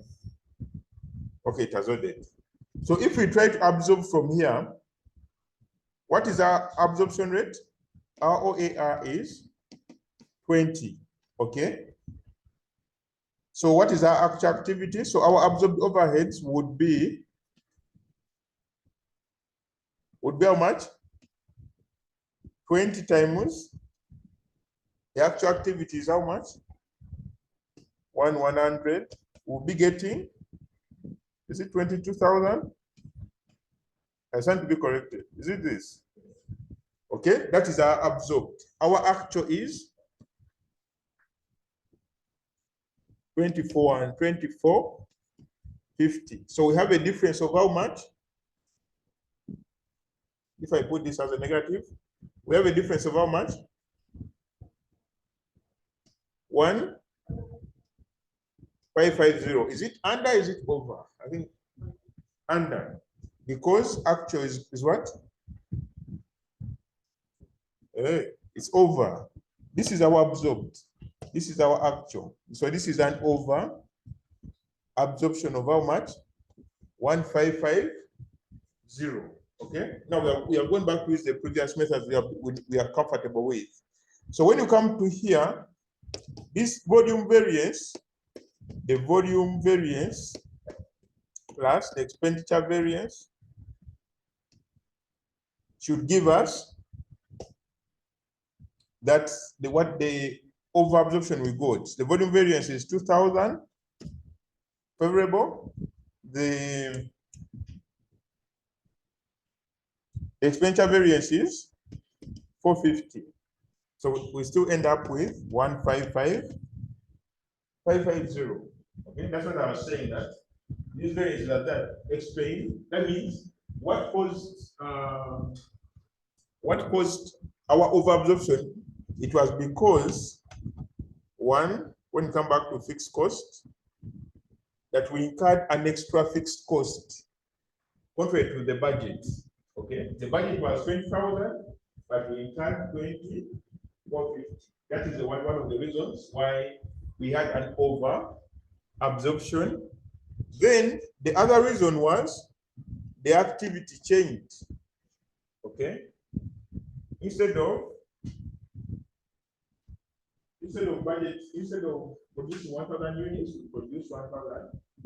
So now when you stand in front of the committee with your bosses around that, your spending cost comes. Here it comes out. Why? There was an over absorption.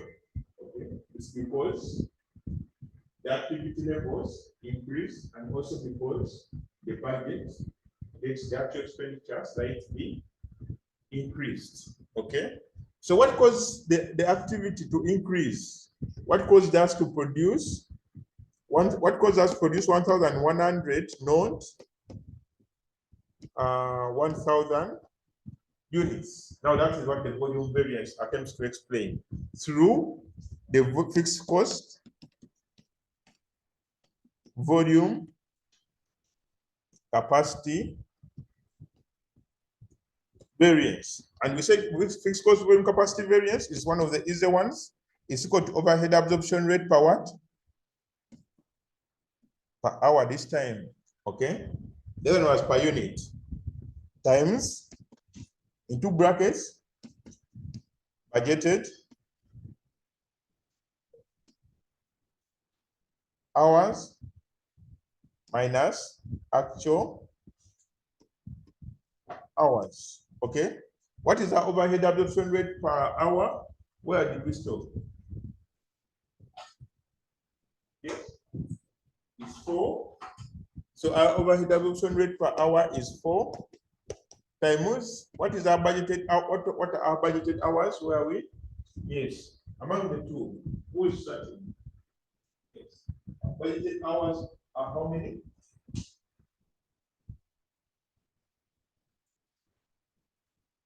They haven't given us budgeted hours straight away, but we can calculate them.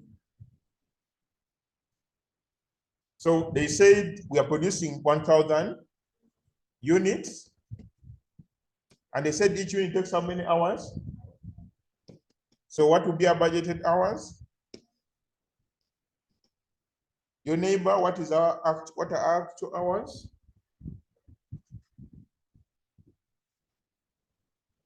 Can you count that? 500. 400. Thank you. 400. So this is budget. This is actual. Okay. So our capacity was 4 times 400 to give us 1,600. Is it favorable? Is it adverse? It's favorable. Why?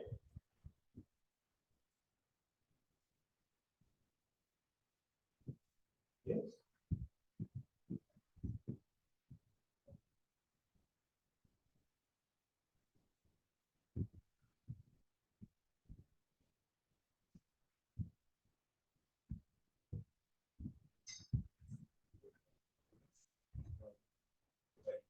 So favorable because our levels will have more capacity, okay, which is a good thing. So capacity means we can work more hours. So this is 1,600 favorable. And then the next one is called the fixed cost. Volume what? Efficiency variance.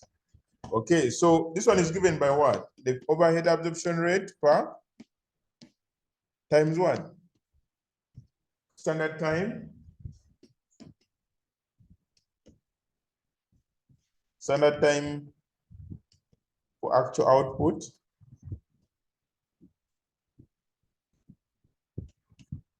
minus actual time taken. Where did we stop? Where should we start from? The behind or the front? Let's start from the behind. What is the overhead absorption rate per hour? It's 4. Your neighbor, what is our standard time per unit? How many hours are required for every unit? 5. Next person? Yes, Hajat. How many actual units were produced? 1,100 minus, we're starting from here.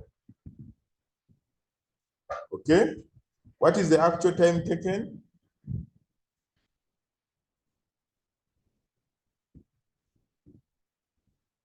Yes, 5 pardon? Actual time taken is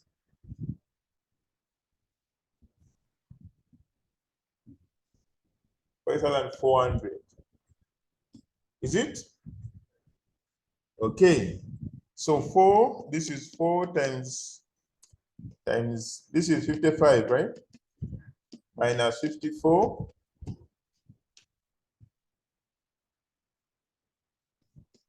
So what do we get?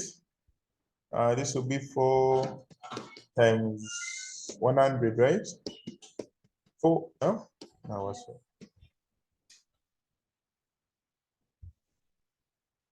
Give us 400.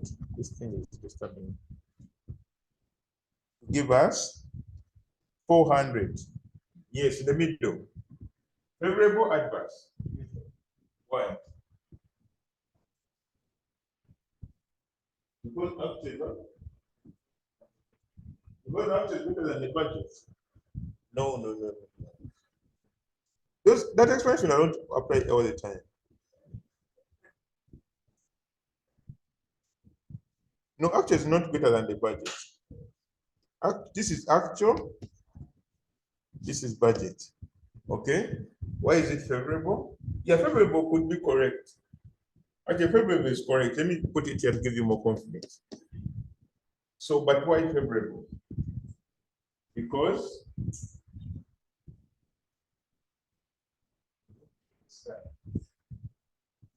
favorable because thank you. You have taken this time to produce. Okay. So that means our volume variance now goes back to 400 plus 1,600 to give us the 2,000 favorable we got earlier. Okay. So the 2,000 favorable is explained by our ability to work more, good capacity, and we're also efficient. That's how we ended up producing more units than we planned. Okay, that our labor was also efficient and also had more. But we work for longer hours than anticipated. So that's how we ended up producing more units than anticipated. Now, you realize the difference between you and another man at work. You're not saying it didn't happen by chance. You can categorically explain how they happened. Okay. So now this one is not a bit, you think it's just the temperature. When you can explain what's causing that temperature, why the temperature is here, it's not on the head. Okay, now even you in your space, you need to be able to shine. But so you shine by not cramming, but by understanding. Okay, are we together?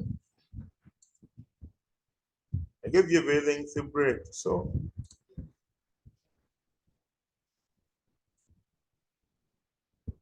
let's work out just one number and we go home.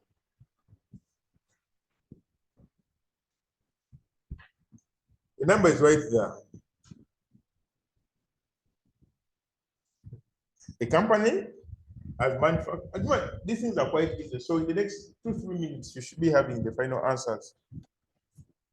Our company has budgeted to make 1,100 units of a product called Sol. During the month of April,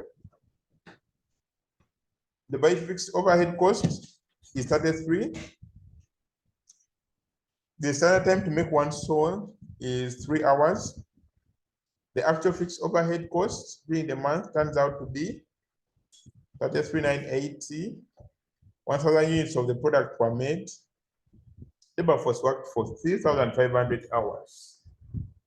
So let's work out quickly. So the fixed total overhead variance, that is the under or over absorption. So start by bracket the under or over absorption.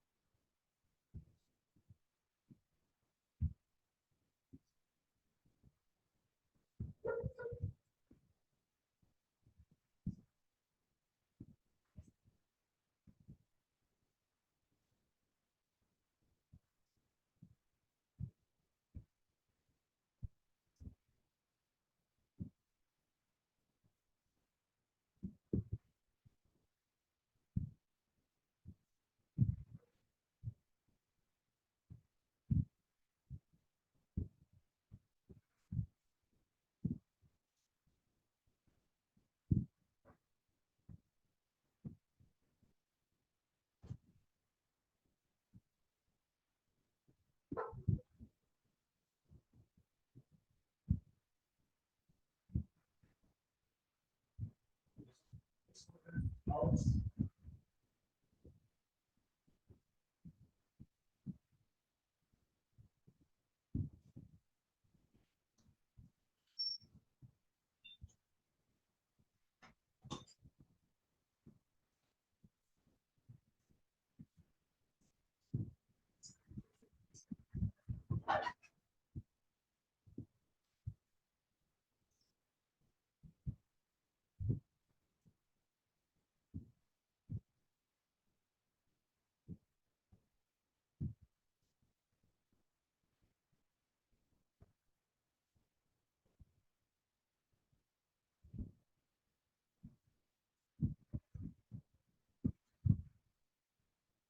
Okay, so let's work out.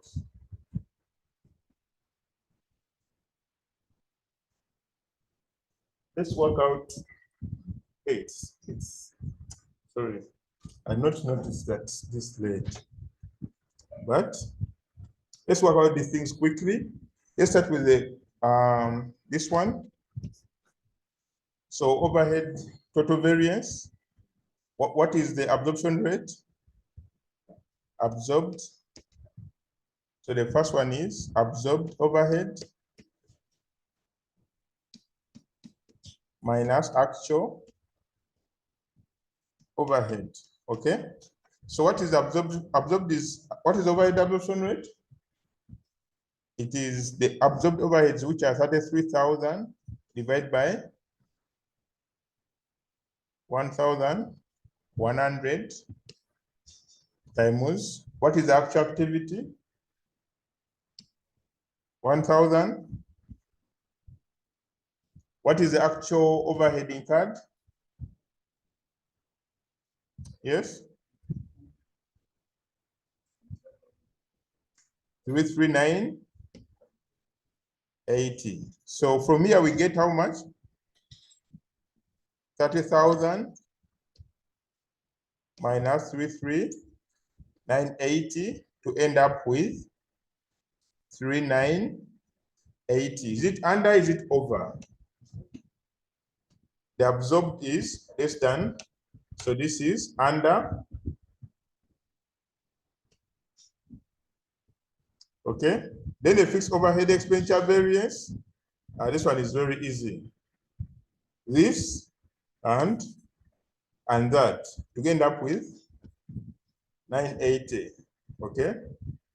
The expenditure variance, this is 2, this was 1, is 33,000 minus 33,980. Then, and this is what? Adverse, because we incurred more. The volume variance, we are comparing our output levels. This one and this. So this will be 100 minus 1,000 times the overhead absorption rate per unit, which is 30, to give us 3,000. Okay, 3,000 adverse, favorable. Adverse, we were lazy, we didn't achieve the target. Okay, not all the time it's budget and actual.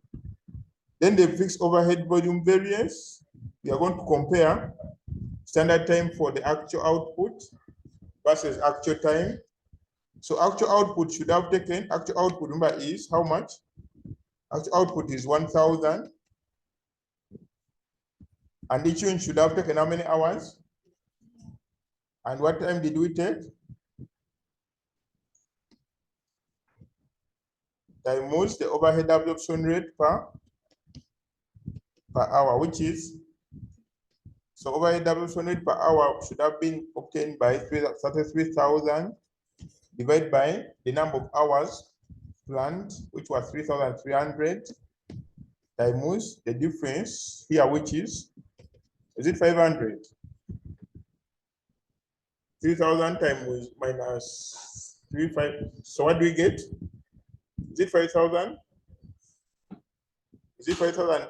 This is adverse. We took more time than we should have taken. Then the capacity is very easy. Budgeted time is how many hours? Budget is 3,000 hours. We worked how many hours? No, this is not budgeted time. What is the budgeted time? 3? 3 what? 3,900.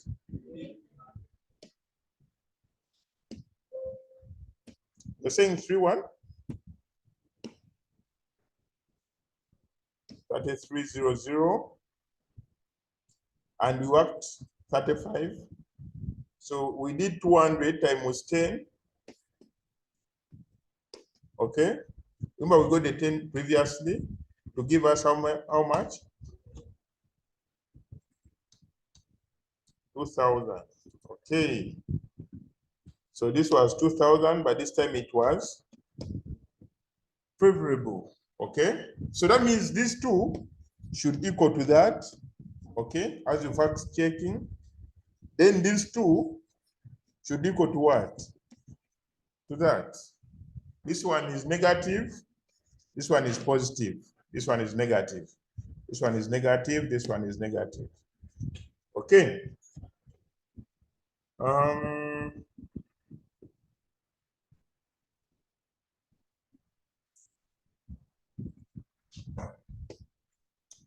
You need to note that one last thing.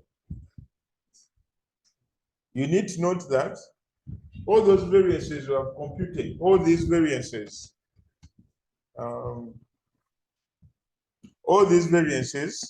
are computed if we are doing absorption costing. Okay? Remember, we said we have two methods of costing: absorption and marginal costing. All those variances will be computed if you are using absorption costing. However, if you are using marginal costing, which variance are we going to use? You answer this and we go home. If you are using marginal costing, which variance are we going to compute? Only what? Only what? What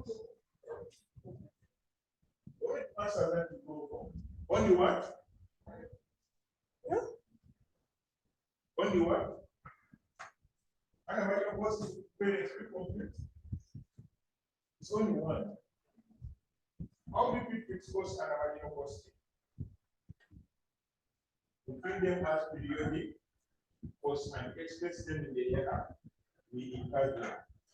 It means the only variance we compute and marginal costing of fixed cost is